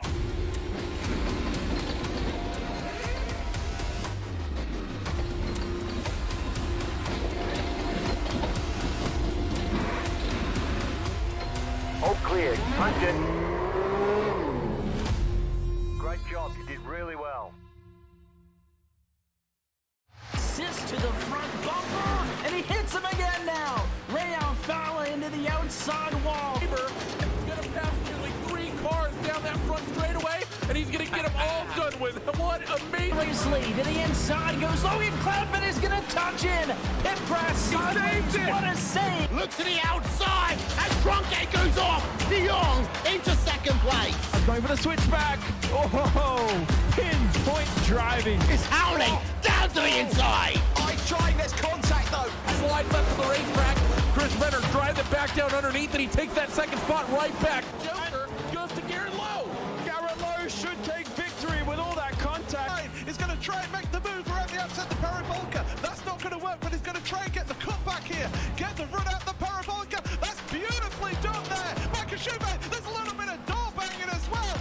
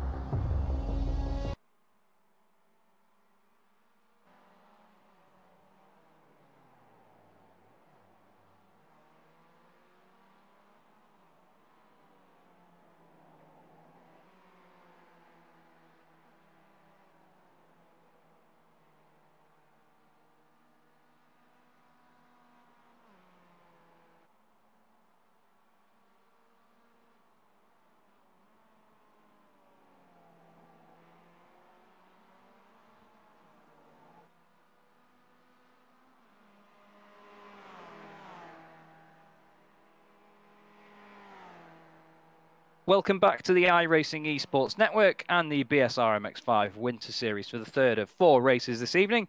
I'm Chas Draycott with Tom Jacobs and Alex Simpson on the cameras tonight. And Tom, we've got more overcast conditions for the third time tonight, but it's looking a bit prettier with what seems to be a sunset going on behind the clouds. Yeah, I think it's starting to get a little bit darker, isn't it? 18 degrees on the weather, 4% humidity. So, yeah, I think with the track cooling down, it could make for another eventful race as good as the first and second ones have been. And Alex, you've had the control of the cameras tonight on the fantastic action. What's been your thoughts of the first 2? Just some great racing all around, actually. Some people making some good moves up the field. Some great jobs from the AM drivers as well, you know, holding on. I mean, I love the fact that we had AM 1 and 2 in the last race. Yeah, pro after that. So, yeah, just much of the same. This is just such a good circuit, I feel, for racing, especially this car. It's not easy to get moves done, but it's just encourages drivers to make bold overtakes as well, you know. So I think we've seen a few of them take that decision, you know. They have, they certainly have. I don't know if you boys saw it, but one of the Northern Lights cars just did a fantastic drift around the hairpin just a moment ago. I did see it. He was absolutely on it, and it looked brilliant. I loved it. I hope you got it at your end, Alex, because that was. Sorry, no, I didn't. Oh, it was hilarious, absolutely hilarious. Properly sideways all the way around, and he didn't spin it. Quickly looking at the grid then, Luke Cooper, Vincent Halley, Pete Newman, Benjamin Mears, Adam McNally, Joe McDonald, Carl Hardy, Scott Malcolm, Steve Heffernan, Jeroen Ursum is your top 10. There followed by Nick McCarron, Jack McIntyre, Dave Hampson, Charlie Summers, Carl Jackalette, Peter Van Gool, Craig Evans, Craig Jones, Christian Rose, and Ryan Walker for Excite Energy Esports will round out your top 20. You can see the rest of them scrolling through now. Good spread of talent all the way up and down the field. And that, Tom, is only going to encourage better battles all the way through, as we always get. Yeah, it will do. I think it's going to be an exciting one for this race. The cars lined up on the grid now. They're just waiting for to quote F197 again, the lights to come on. And then we will be underway. Looking an interesting race, this one. I think Luke Cooper could possibly take this win if he gets there in time. So the lights are starting to come on. 2 red lights, 3 red lights, 4 red lights, 5 red lights. And the clutches are down and it's lights out. And away we go. And everyone seems to have got away cleanly so far. And it's a nice start there from Luke Cooper. Pete Newman following him into turn 1 behind. And let's just see what can happen here. So everyone seems to be through cleanly at the moment, Chaz. And I think we've got an exciting race on our hands here. Yeah, definitely. There's a lot of quick guys that will be coming up to the front, but there's already a couple of quick guys at the front. Luke Cooper and Pete Newman are probably going to break away with these AM drivers behind them, although it's Benjamin Mears, to be fair, and Ben is no slouch at all. And that's one of the best YouTube comments I think I've ever seen by Alex there. Adam McNally in 4th place. Vincent Halley is 5th. Vincent had a bit of a poor getaway, actually. I did notice, for anyone that doesn't know, in the timing software that we have, if a car is going under a certain speed on a lap, then we get a little red flash come up saying that someone has crashed. And Vincent got a bit of a bad getaway, and it actually said to me that he'd crashed as he pulled off, because he obviously had a bit of a bog down. Oh, someone really on 2 wheels there. Don't know if you saw that, but through the Degners, there was someone literally forgetting that gravity is a thing there. I think it was Carl Hardy, absolutely up in the air down the inside of Nick McCarron. As we look at Halley now, and Joe McDonald is behind them. Sorry, it's Benjamin Mears on the outside. Out with the hairpin side by side. Oh, not much room left there. There's 2x2 behind them as well, but the scraps are already beginning, Tom, and McNally has been unleashed now to go after Pete Newman and Luke Cooper. Do you reckon he's going to get there very quickly, or do you reckon it's going to be quite a difficult chase for him?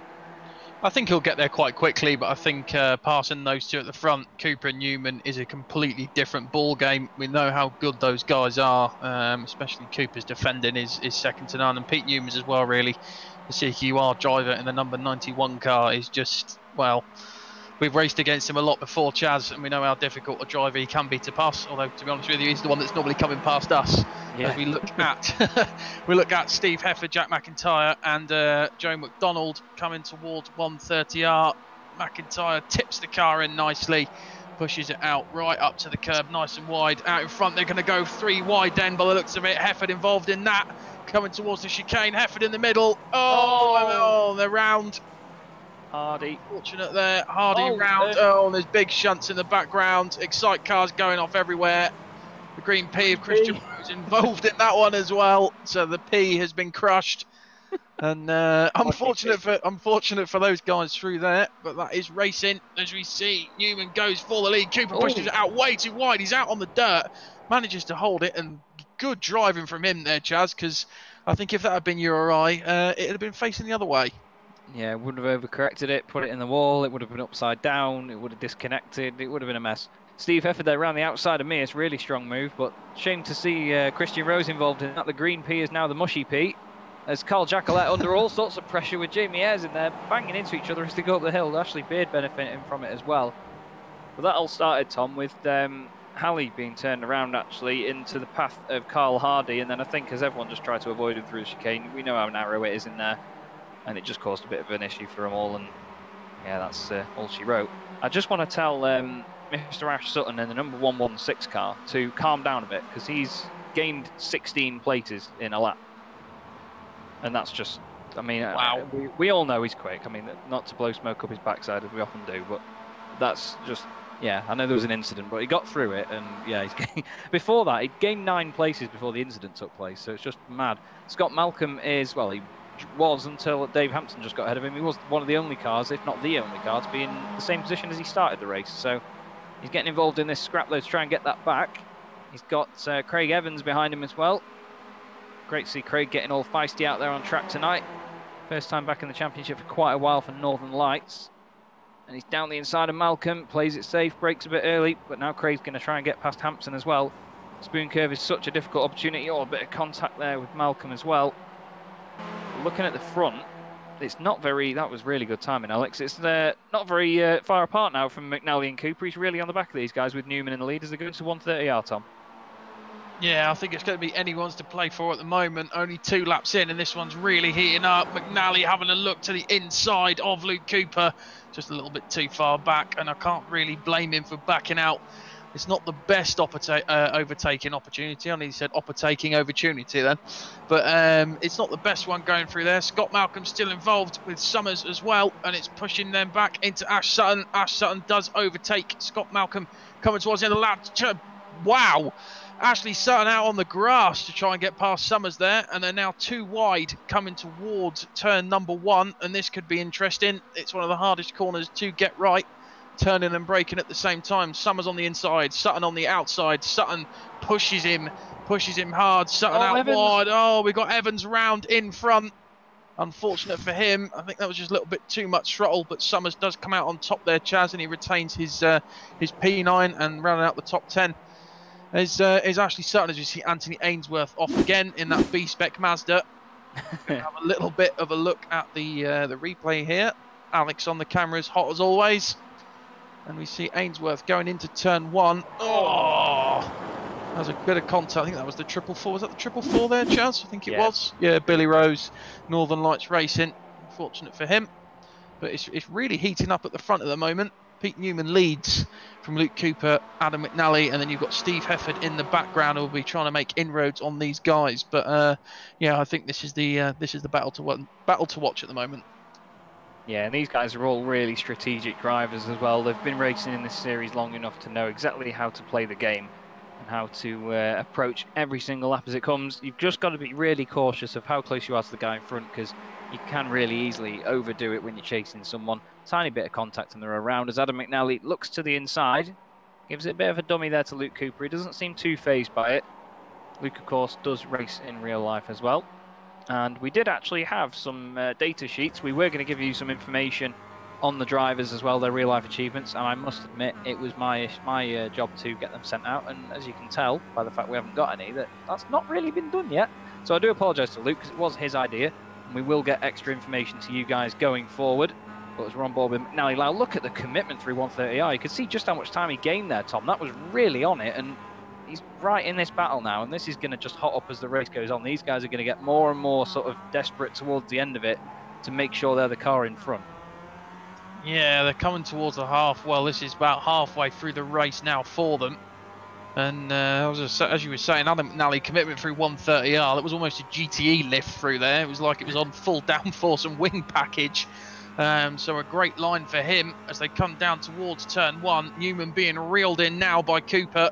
but it's not quite enough. And Cooper, the Mazda in front, steps out just a whisker. The Swift Cooper Esports car struggling through turns number 1 and 2.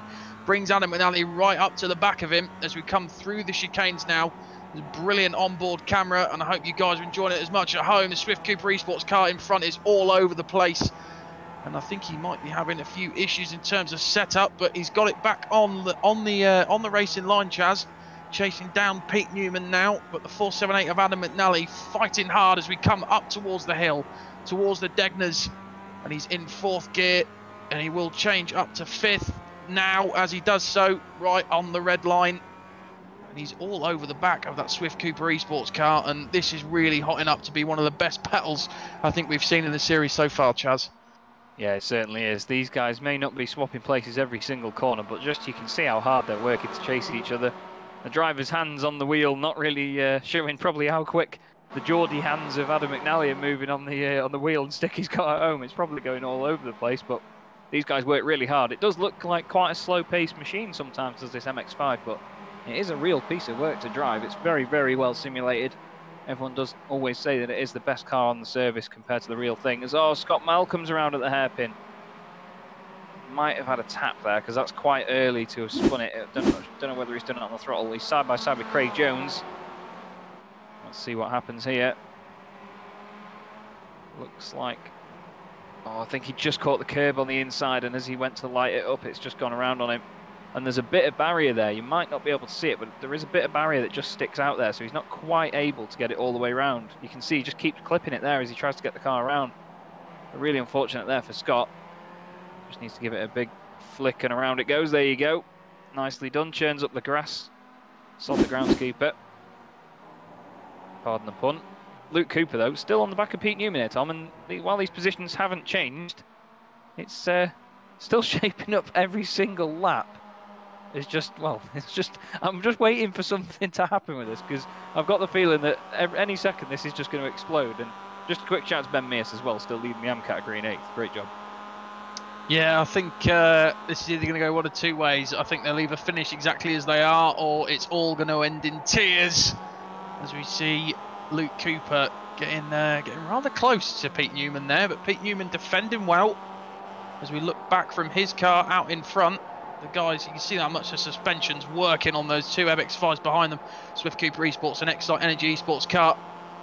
And but CQR leading the way at the moment. We know how strong a team they can be, Chaz, although they in this series they are a little bit of the underdog compared to Swift Cooper and Excite Energy. But Pete Newman holding his own. If we look back, what a great camera shot that is. You can just see down the bottom of your screens there how much the wheel is working and the suspension's working, tipping it through the Degners now. A little bit of two-wheel action, and round they go. So the number 91 leads with Pete Newman from Luke Cooper, Adam McNally in 3rd, Steve Hefford in 4th, and Jack McIntyre in 5th. And we look back down, Carl Jacquelet having a battle with Jamie Ayres, Craig Evans in there as well, and Ursum. And it's really shaping up to be a really fantastic race, this, Chaz. I didn't think we were going to get this closer racing at a long track like Suzuka, but it seems to suit the MX5 well. Yeah, we do quite often get these little surprises where you see the track choice and you think, in an MX5, really? Well, I mean, look at Suzuka. We were really sceptical about that place, and it was the absolute gem of this championship so far. We were loving it, and I keep watching it back. I mean, it's not because I like the sound of my own voice, but I just love watching the racing. Just watch it on mute, and it's just madness anyway, without us two going bonkers over it. As talking about we're going bonkers, Jamie Ayres is flinging that MX5 around the back of Ashley Beard right now. And he's going to really try it into Spoon. Is he late on the brakes? Oh, Beard looks like he's running wide. He's got a bit of oversteer on the brakes there. He's on the AstroTurf. You don't want to overdo it on there or the car will spin. He carries the momentum quite well, actually, Tom. He's got a great run off the corner because of it. Let's hope that Jamie Ayres can get some slipstream and catch back up, because that was a really good recovery, to be honest, wasn't it? It was, yeah. He pushed it out nice and wide, but it seemed to work for him. Oh, as Cooper looks like he might have dived for the lead around the outside going into the chicane, but doesn't quite make it stick. Sorry, that's not Cooper. I do stand corrected. That's Mr. Summers. I thought the same, guys. Yeah, I think it's because we've been looking at the front so much. Yeah, but Luke Cooper now coming under pressure again from Adam McNally. McNally trying to look to go around the outside, does the switchback, has a look up the inside going towards the chicanes, and still can't get the move done. And I have the feeling, Chaz, that if McNally did get past Cooper, I think he'd start to pull a little bit of a gap as they nearly touch. And this is so close racing. Newman's looking in his mirrors and laughing, I expect, because it's really, you know, it's really helping him to maintain his lead at the moment. But McNally is not letting these guys go, and we know how quick McNally can be when he's up towards the front of the grid. We know how quick he can be in the midfield as well, making up places. But it's these positions where he really excels, and yeah, I think this is all going to come down to the last lap, Chaz, in the end. Yeah, definitely will. Newman seems to have it clear at the moment, although I say that he ran very wide there. That was an almost instant commentator's curse, as we've had the power in the last few weeks, to be fair, Tom. I mean, in Road America, we were just taking people off left, right and centre. I don't know if anyone's seen the memes about Billy the Shooter, but it's literally like that. You just say someone's name and they go, and that's it, gone. So, really good shot here from the blimp. You can see the speed they're gaining all the way up. You can see in the bottom right of the screen, that is what we call the battle box. Nice dramatic name. You can see the live times between them, the intervals between the cars as they close back up through corners and then stretch back out down the straights. But McNally is really putting the back end of that MX5 of Cooper under real pressure now.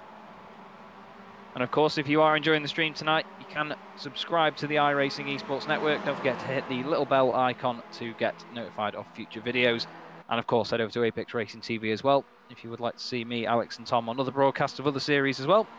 And we do also stream on Twitch and YouTube when we, and Facebook, I apologise, when we do that. So if you want to get following us, get liking us, subscribe, all that good stuff, then you can find us on there at Apex Racing TV. And it is, of course, a pleasure to be on the iRacing Esports Network for you guys. Absolute honour. As someone who's not feeling the honour right now is Jack Ashton. He's dropping down the order, Tom. Not quite sure what he's done. It must have been in the last chicane, though, or through 130R. Hopefully it's not a big incident for him. Yeah, hopefully it's not caused him too much hassle, as Ayres does get past Evans. Evans fights back. Number 97 of Ryan Walker is off. Oh, no! McNally's round. He's held it. Has he held it? He's held it. Wow, that was a decent recovery from him.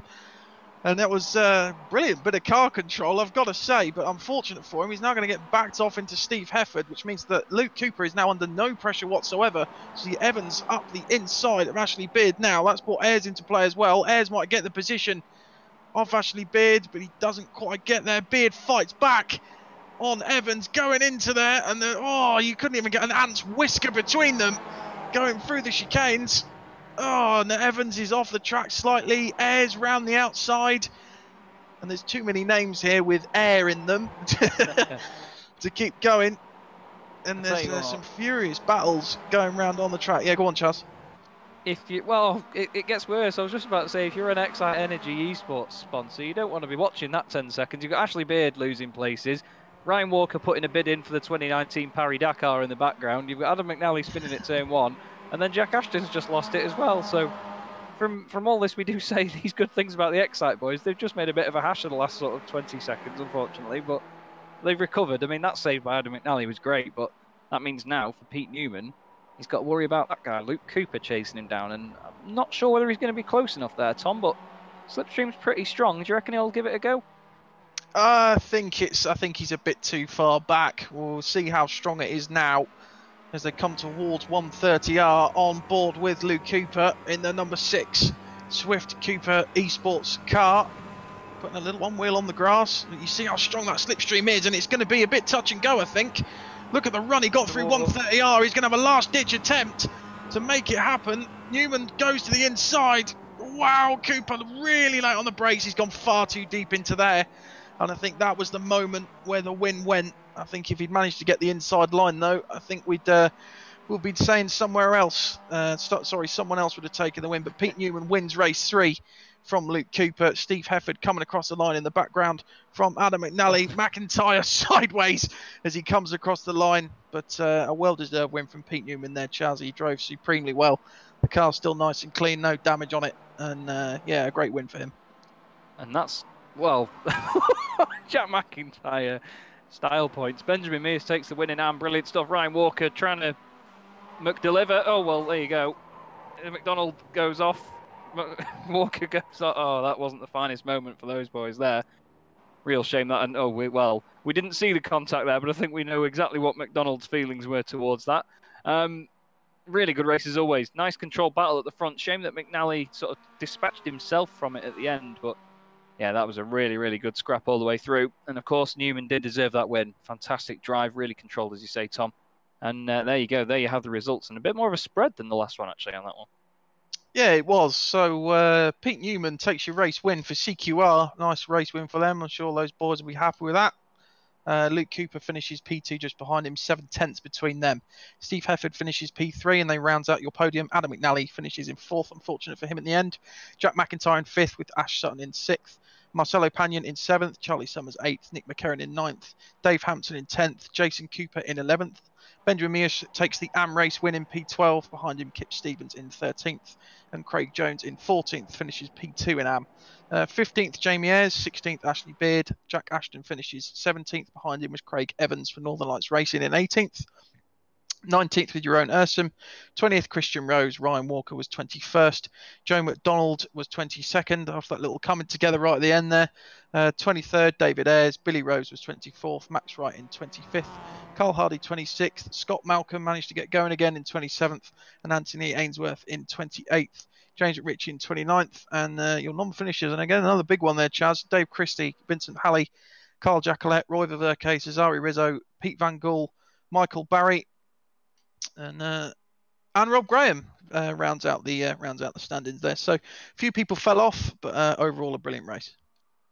An interesting thing to note from the little incident we just saw at the end there between Walker and McDonald is that if now, I mean, we're not going to pin blame on anyone for that one because you can never be too sure.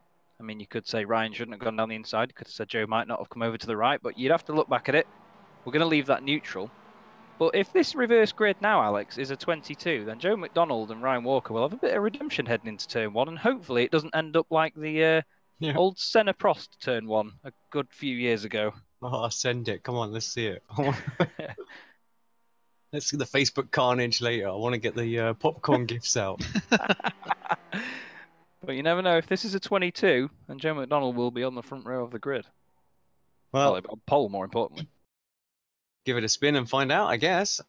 All right, here we go. Well, I hate to burst your bubble, Chaz. There's not a 22 on there, so. Oh, well, there we go. Kind of rules that one out. The closest we've got is 25. So. Right. Decent spin. Looks like a full maybe coming into play. Oh, it certainly is. Right in the middle of the segment. Well, full -2. Oh, so that would be Scott Malcolm on pole position, which means he's got a chance to redeem himself there. Carl Hardy will join him on the front row, and then it's Max Wright and Billy Rose on row 2. David Ayres will be 5th on the grid. Joe McDonald and Ryan Walker will be 6th and 7th to carry on their little scrap from that one. So for the final time tonight, if you join me, Tom and Alex, in about 10-15 minutes' time on the iRacing Esports Network, we will hopefully be under lights at Suzuka for the 4th and final race of the evening. Don't go away.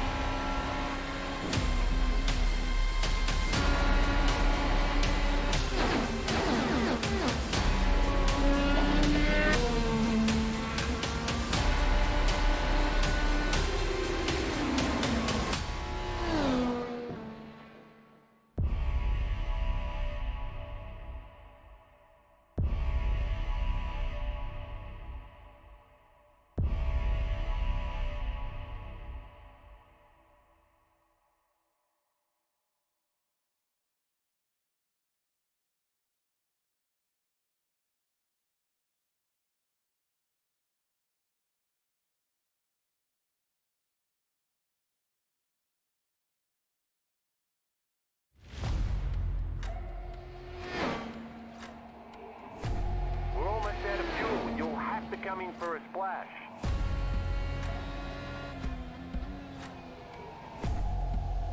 Three, two, one, now.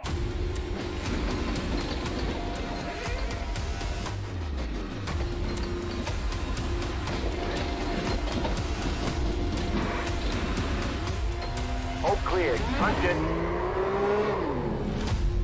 Great job. You did really well. Assist to the front bumper, and he hits him again now. Rayon Fowler into the outside wall. He's gonna pass nearly 3 cars down that front straightaway, and he's gonna get them all done with. What amazing! Lee to the inside goes Logan Cloudman is gonna touch in. Pit press sideways. What a save! Look to the outside, and Trunkett goes off. De Jong into second place. Going for the switchback. Oh, pinpoint driving. It's howling down to the inside. I tried, there's contact though. Slide left of the racetrack. Chris Benner drives it back down underneath, and he takes that second spot right back. Joker goes to Garrett Lowe. Garrett Lowe should take victory with all that contact. He's going to try and make the move around the outside the parabolica. That's not going to work, but he's going to try and get the cut back here. Get the run out the parabolica. That's beautifully done there. Makashube, there's a little bit of door banging as well.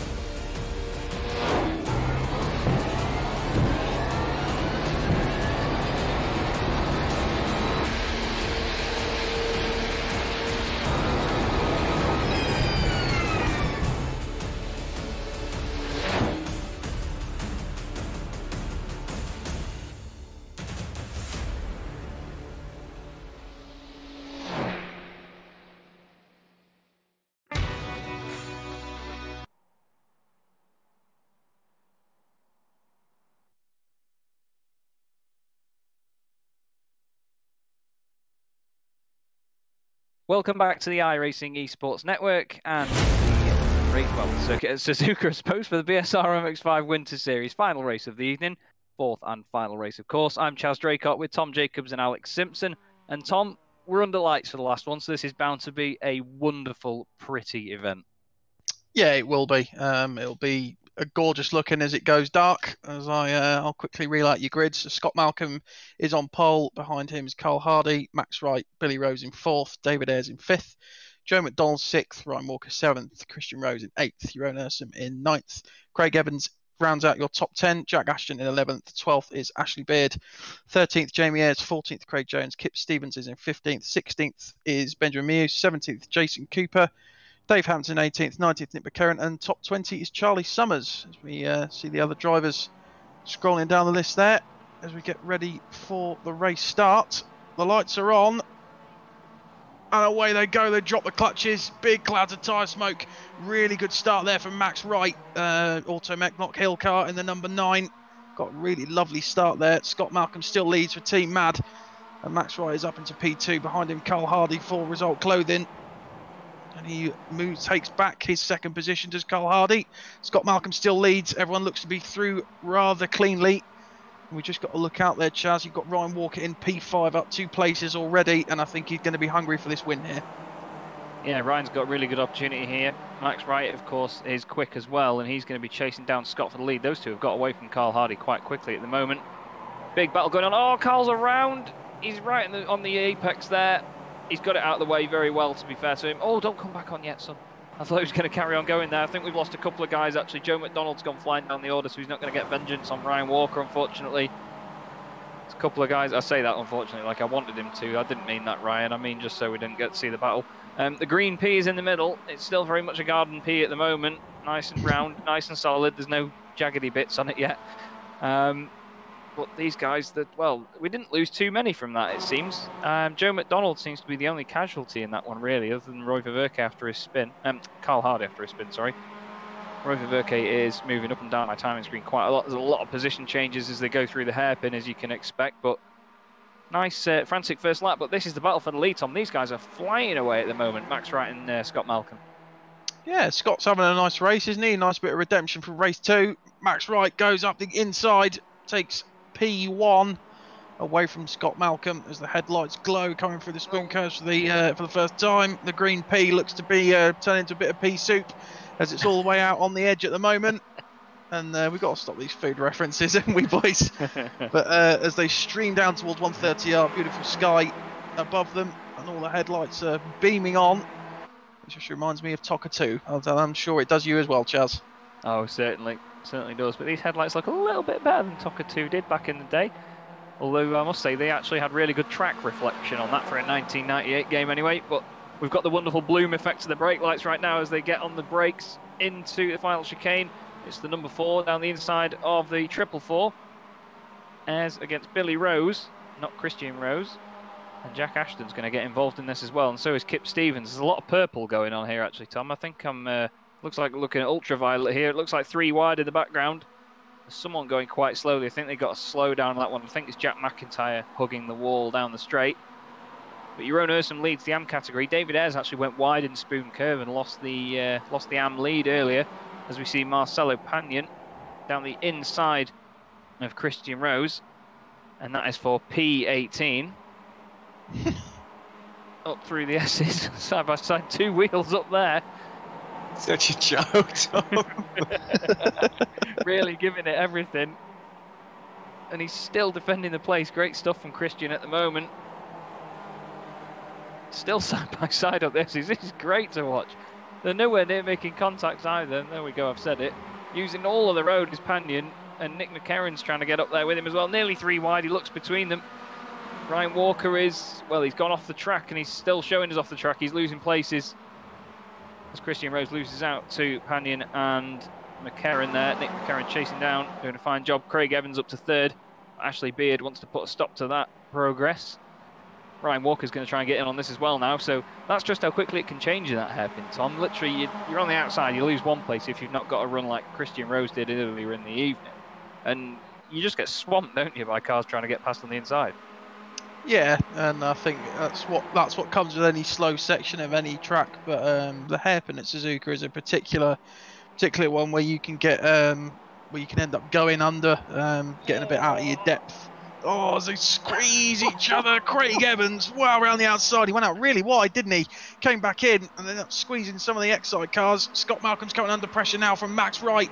Oh. And you've got Ashley Beard as well. The guys all now going, I think they're going to end up 3 wide here going into 130R. Could happen. They're currently 2 wide.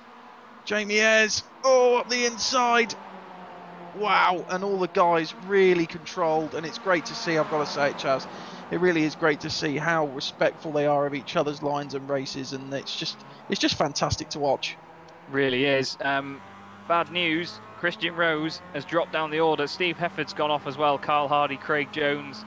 There's a couple of guys as well. Marcelo Panion suffered from it as well. So, unfortunately for Christian Rose, the grass is not greener on the other side. He looks like he's carried on, but I think he's quite heavily damaged as we see Ashley Beard now up to 2nd place. He's going to be chasing down Max Wright. Ashley Beard is very, very quick. I was having a quick look through his Facebook page. He does have a sim racing page on Facebook if you want to go and give him a follow, give him a like. If I get my social media platform right anyway. But again, Excite cars, they're just inseparable on track. Walker and Ashton together here, trying to chase down Evans and Ayres. And then Scott Malcolm at the front of this train. It looked like, yeah, Steve in the YouTube chat has just asked whether Panion and Hefford collided. It looks like that is the case. And, oh, well, there's the end of Steve Hefford's race. Let's have a look at what happened. Oh, Hefford is around there already. I think that's Craig Jones on the right having an issue. Oh, my God. Yeah, it's been going on for a while, it seems. That's not great by Hefford for it to be doing that. I'm not sure whether he's had an issue with his throttle or something, but he's tried to get it going, and it's just swung round on him, hasn't it? I don't think he intended to get it back in the track. Oh, there it is. Big hit. Oh, Craig, wow, Jack McIntyre. That's the person we need to go on board with for that. Wow, that was scary for McIntyre. Suddenly, Wild Jones appeared over the track in front of him. Great avoidance there by Carl Hardy on the grass to miss that. I think I've got it. Here we go. Wonderful work, Alex. Thank you. And McIntyre you want, yeah? Yeah, Craig Jones down the inside. Oh, they just come together and the cars just lock, it seems. Panion loses it on his own, actually. Oh, Hefford's rolled over. Here's McRitchie. Down the straight, you can just see Craig go off to the left there as he hits the wall. That was a big hit for him as well. Here's the onboard from Hefford. You can see Craig on the inside there. And yeah, the 2 cars just on the exit. Oh, they just locked wheels. And yeah, in they go. Big damage for Hefford. Here's Jamie Ayres. What a big opposite lock out of the chicane. Giving it everything, Tom. Going full rallycross on that as he chases down the 2 leaders here. Yeah, great car control from him. And he's going to be fighting for the lead again. Oh, I'm not sure who that is off in the background. Chaz will probably be able to tell you. I think it's Jack Ashton. Yeah, Ashton, yeah. Sorry, I just looked over my timing screen to go 3 wide. Jamie Ayres gets hit. And he goes really far out. He's managed to hold the car. There's more contact out in front as well. Evans, Wright, everyone involved. Ayres gets hit again by the looks of it. Wow, that was a bit of racing. Let's just calm it down a little bit, boys. I know it's the final race of the night, but and it is at night time as well, so the cars will be up to optimum temperature by now, and they'll really be running them hard. But Max Wright does lead then from Craig Evans and Ryan Walker. Walker's done well to come back from his earlier incident and move down to P5. He's back up to P3 now. Jamie Ayres and Ashley Beard. So I've got to say it, Chaz, I think this is going to be a really fierce one for finishes. Jamie Ayres has a little look up the inside, going into the Degners. Backs out at the last minute, and I think he was rightfully to do so there, Chaz, because that could have been a big incident for him. Yeah, definitely, and I must apologise for whatever noise that was that I made as they went 3 wide into turn 1 there. I hope that someone doesn't get that on a soundboard of any kind, because that's going to come back to haunt me at some point. Max Wright trying to hold these boys up, but it's not quite working for him. I saw Benjamin Mears fly down the timing screen a moment ago, unfortunately. I think he had an issue going up the S's. But seeing these guys fight this close, Tom, under lights like this, it just reminds me of the old Super Tourer days when they used to have night races at Silverstone and Snetterton. It's just really feisty. You can't quite... Oh, Evans! Oh! And Walker! No! No, Ayres Ayres has as been well. turned. Oh, and he gets taken out as well. Oh, that was just a horrible chain reaction. I don't think Ayres actually... Oh, no, he did hit the other Excite car. Whoa, who's that backwards? You don't want to be doing that, son. Get on the brakes. I think that was Ryan Walker there. Yeah, Didn't seem to hold it on the brakes there. It was just rolling off and down the hill. He's got back going again. Not quite sure what the damage is like, but it looked like Walker was just a little bit late down the inside. I'm not sure whether it was him or was it Ashton that was involved as well. I believe it was, yeah. Yeah, just got a bit too feisty. Craig Evans in 10th now. Max Wright leading the way. Scott Malcolm leading the way in AM, with Ursum and Ayres 6th and 7th, his nearest competitors. So we see them on the brakes into that final chicane. You really do have to get this thing slowed down as much as you can. Oh, McRitchie going down the order as well now. They're dropping like flies here, Tom. We've got a lot of people out of the race already, and every lap they just sort of seem to dissipate slightly. Yeah, I think it's it always comes down to race 4, doesn't it? It's the one that they all want to win.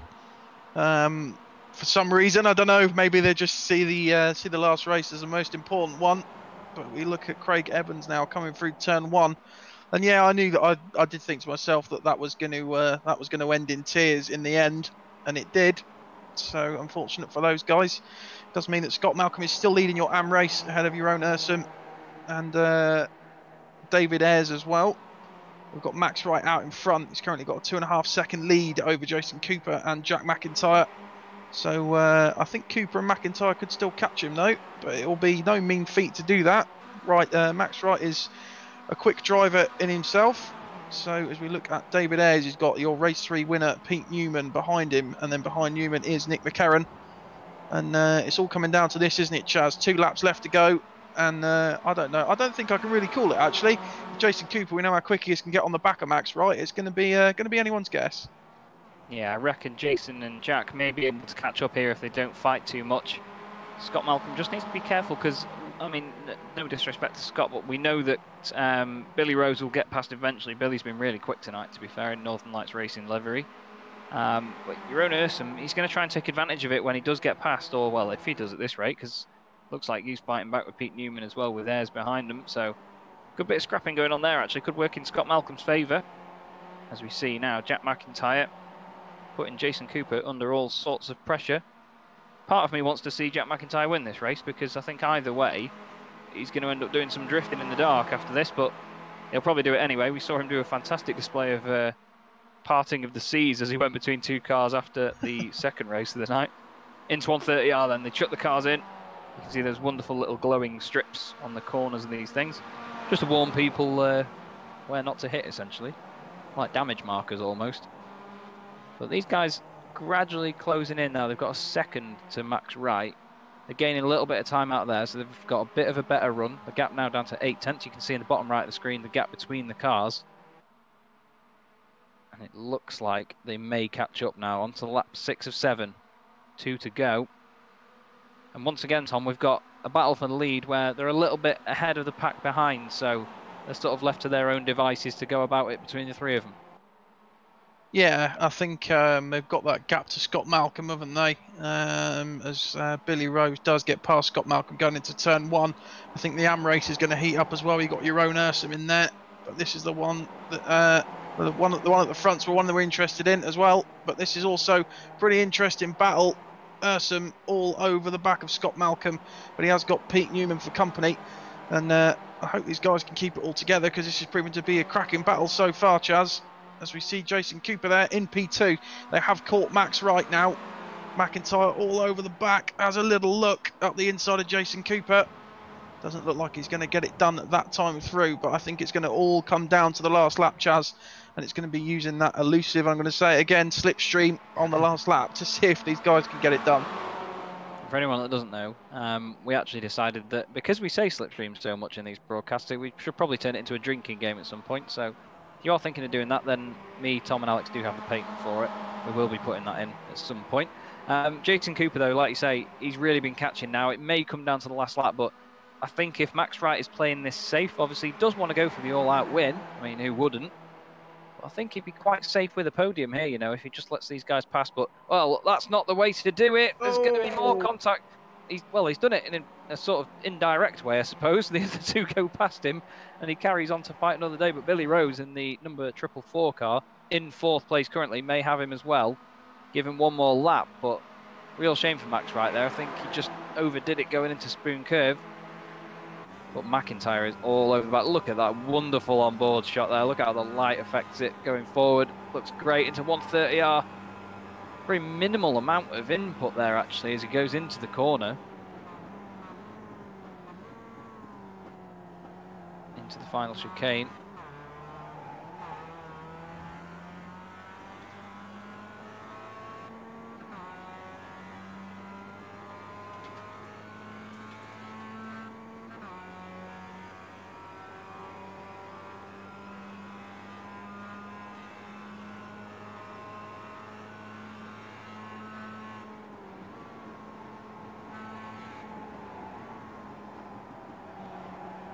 I believe we have lost Chaz on the whole internet front, so I'm sure he'll tell us when he's back. So I was just waiting for him to follow up what he was saying there. As we look towards the front then, McIntyre chasing down Jason Cooper. They're both up 16 and 20 places respectively. McIntyre fighting hard now, coming through the S's. And I think this is going to be anyone's guess at the moment. McIntyre looking really fierce coming through here. On board with him again, lighting up the back of that MX5 and that elusive fluorescent yellow roll cage. McIntyre weaving this way and that way, has a little look down the outside of Jason Cooper. Doesn't quite get it done. It's all going to come down towards the hairpin.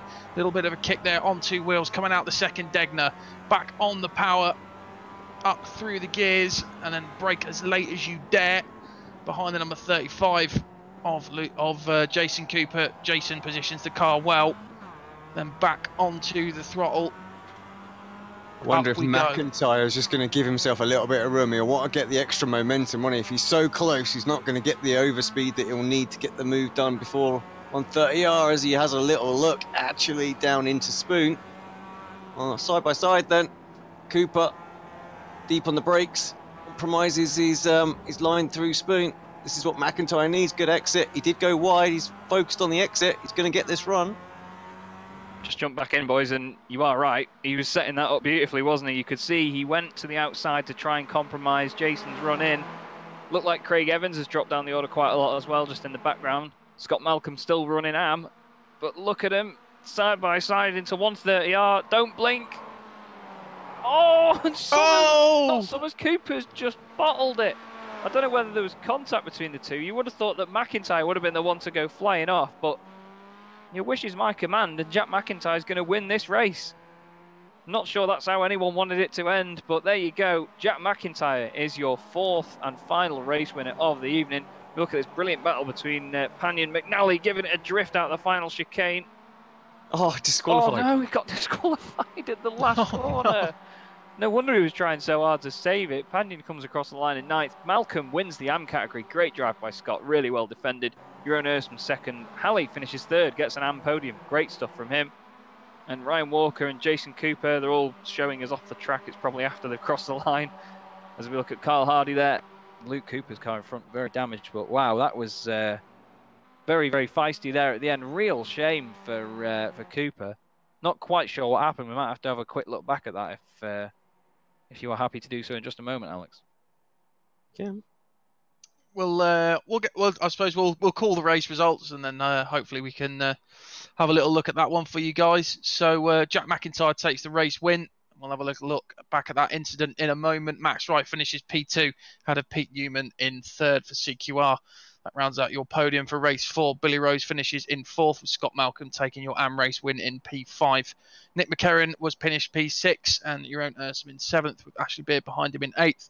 Marcelo Panion in 9th, Jason Cooper, unfortunate for him, in P10. Charlie Summers in 11th, Ryan Walker in 12th. Vincent Halley finishes P3, rounds out your podium for AM in 13th. Jamie Ayres in 14th, Kip Stevens in 15th, Roy Ververke in 16th, Rob Graham 17th, and behind him was David Ayres in 18th for Result Clothing, Joe McDonald in 19th, and Dave Christie in 20th, Luke Cooper in 21st, Carl Hardy 22nd, Carl Jackalette in 23rd, Anthony Ainsworth in 24th, Craig Evans in 25th, Adam McNally in 26th, and your non-finishers, another big one: Jack Ashton, Benjamin Mears, James McRitchie, Dave Hampson, Craig Jones, Steve Hefford, Christian Rose, Cesare Rizzo, Pete Van Gool, Michael Barry, and I believe the last finisher was... Oh, we didn't have one. It was only a 36-car grid, so that's a nice race there, guys, and another pleasant evening of racing. Hopefully we can have a little look back at that incident. Yeah, well, here we go, into 130R then. So Cooper's on the inside. I think, you know, I think they did make contact. That's a big hit, that is. I think they did make contact, but it unsettled Cooper's car more than it did McIntyre's. Let's have a look. You know what? I think, I'm not sure whether he lost it on his own or not. There we go, wonderful top-down shot. They turn in. Oh, they do both make contact. They were both sideways. It'll make for a hell of a screenshot, but I don't think that... oh, wow. Tyrone Ursum. Well, I don't think the back of his race will be pink at the end of that. I'll tell you that for free. But wow, that was amazing, amazing avoidance. And I don't really think Jason could have done much more in that scenario. But there's Adam McNally. You can just see how simple it was for that little incident point to sort of end his race. But another frantic night of racing, Tom. Another great race to watch, though, all the same, despite the incidents that we did see. There were consistent incidents throughout, but it was still good fun to watch as we have a nice look back now. There's a couple of guys waiting for an interview as well, so we will have a quick chat with them. We'll bring in, seeing as he had quite a an exciting evening tonight, actually. That's not bad, 2nd to 10th. Well, there he is. He's Mr. Craig Evans.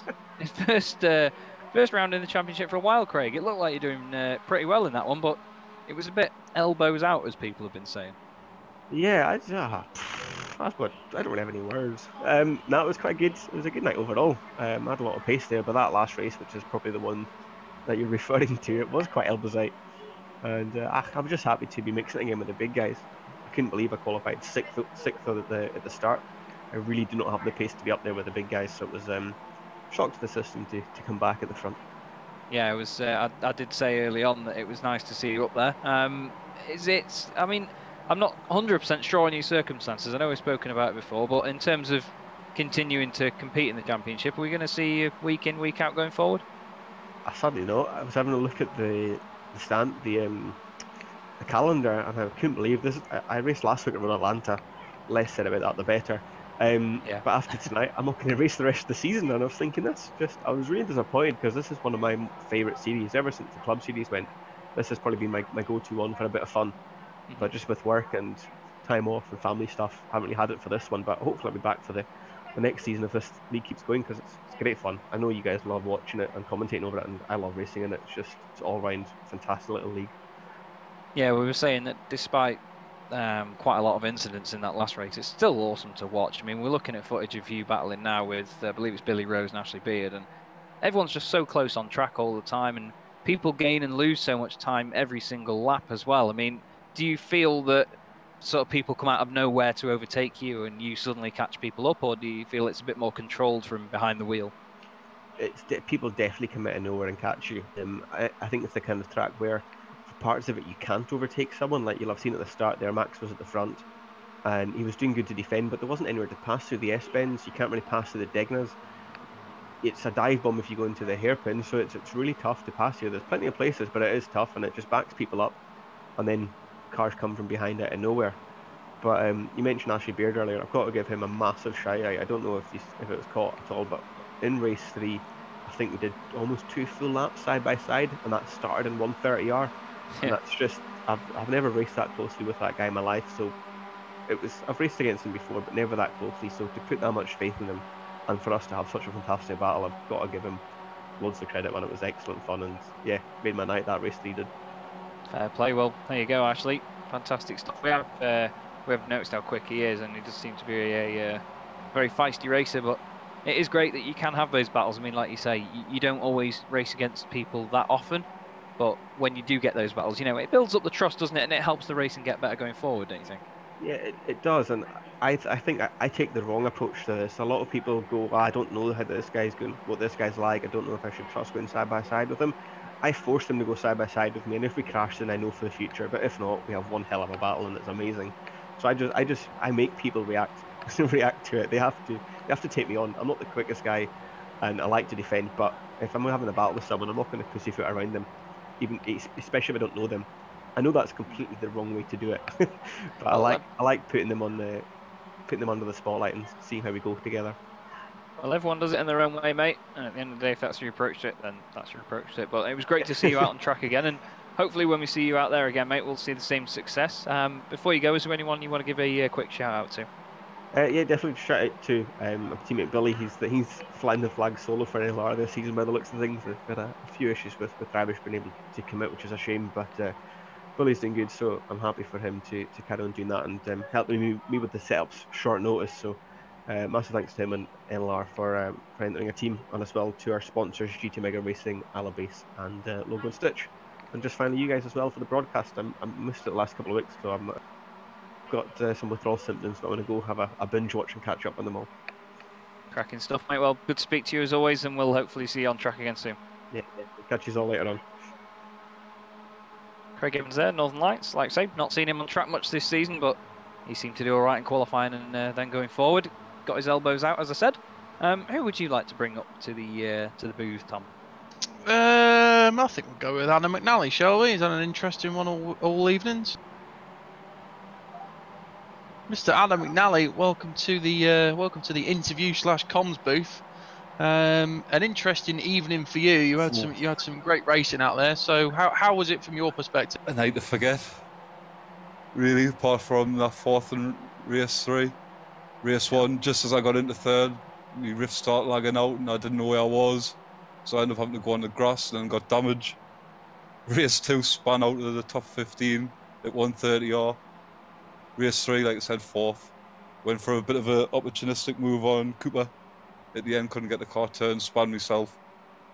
But and then race 4, just got into the top 8 from 23rd. Next thing I know, I'm round in turn 1. Got a big hit from behind, and that pretty much summed up the night. Yeah, it's unfortunate for you, mate. But is Suzuka a track that you normally enjoy, or is it just one that you normally want to forget? Yeah, I love Suzuka. It's a great track for racing, but it can actually also go wrong. I was proven tonight. I felt like the pace was there, just the luck wasn't. Yeah, I see what you're saying, but you must be happy with your team, Excite Energy. You had some. It seems to be we've seen a running trend with your team that you seem to always be together in a Swift Cooper Esports sandwich. But you must be pleased with their performance tonight. Most of you guys did pretty well out there. They drove great. The lads, 3 top 10s, I think they got each. And race 4 was a bit unfortunate for a few of them. But we'll come in with the driver down on the night anyway, so we knew it was just a matter of finishing.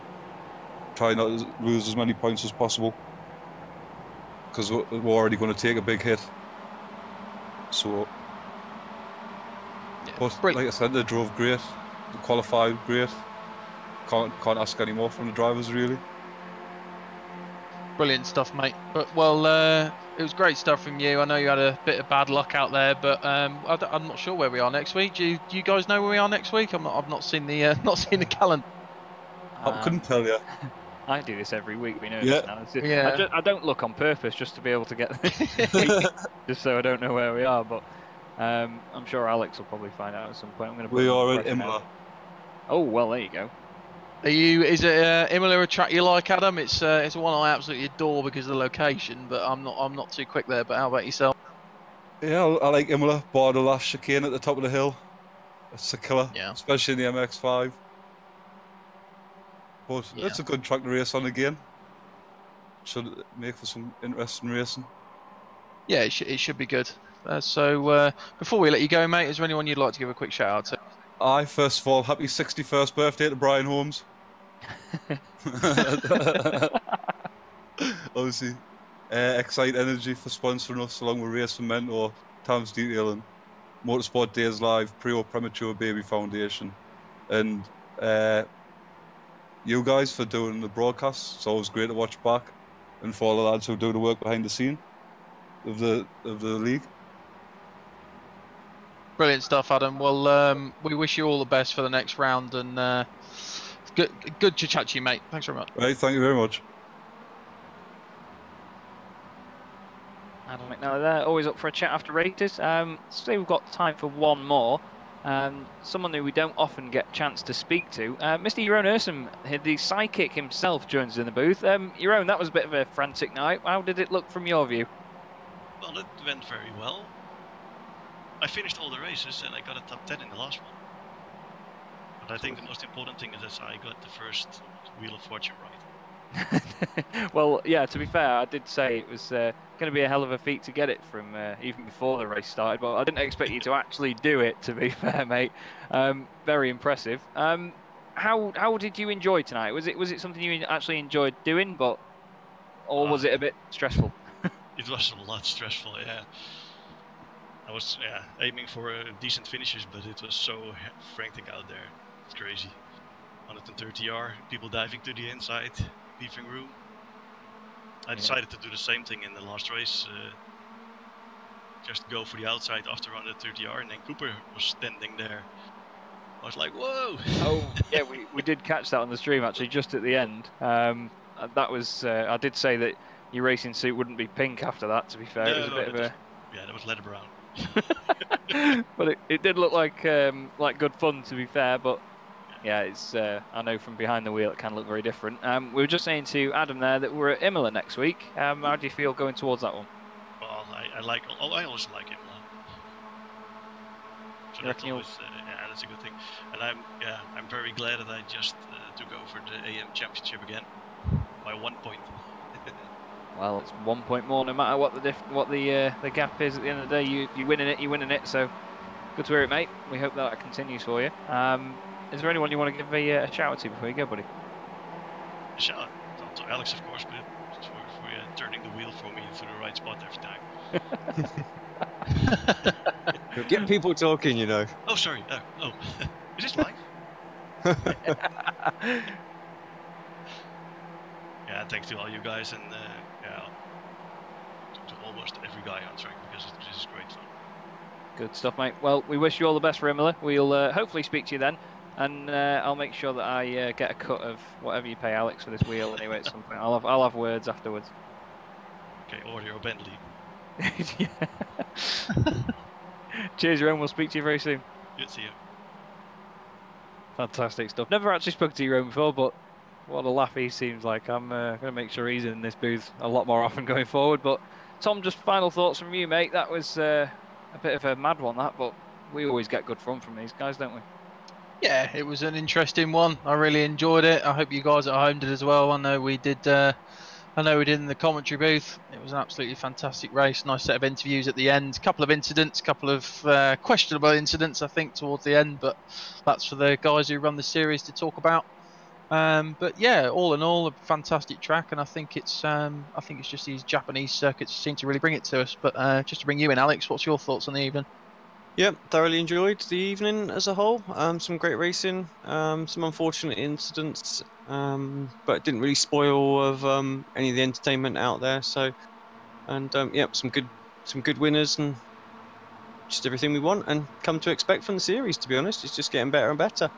You think when it was introduced, what, about a year ago now, wasn't it? You know, it was just kind of like a little fun series to take away from the BSR sort of TC.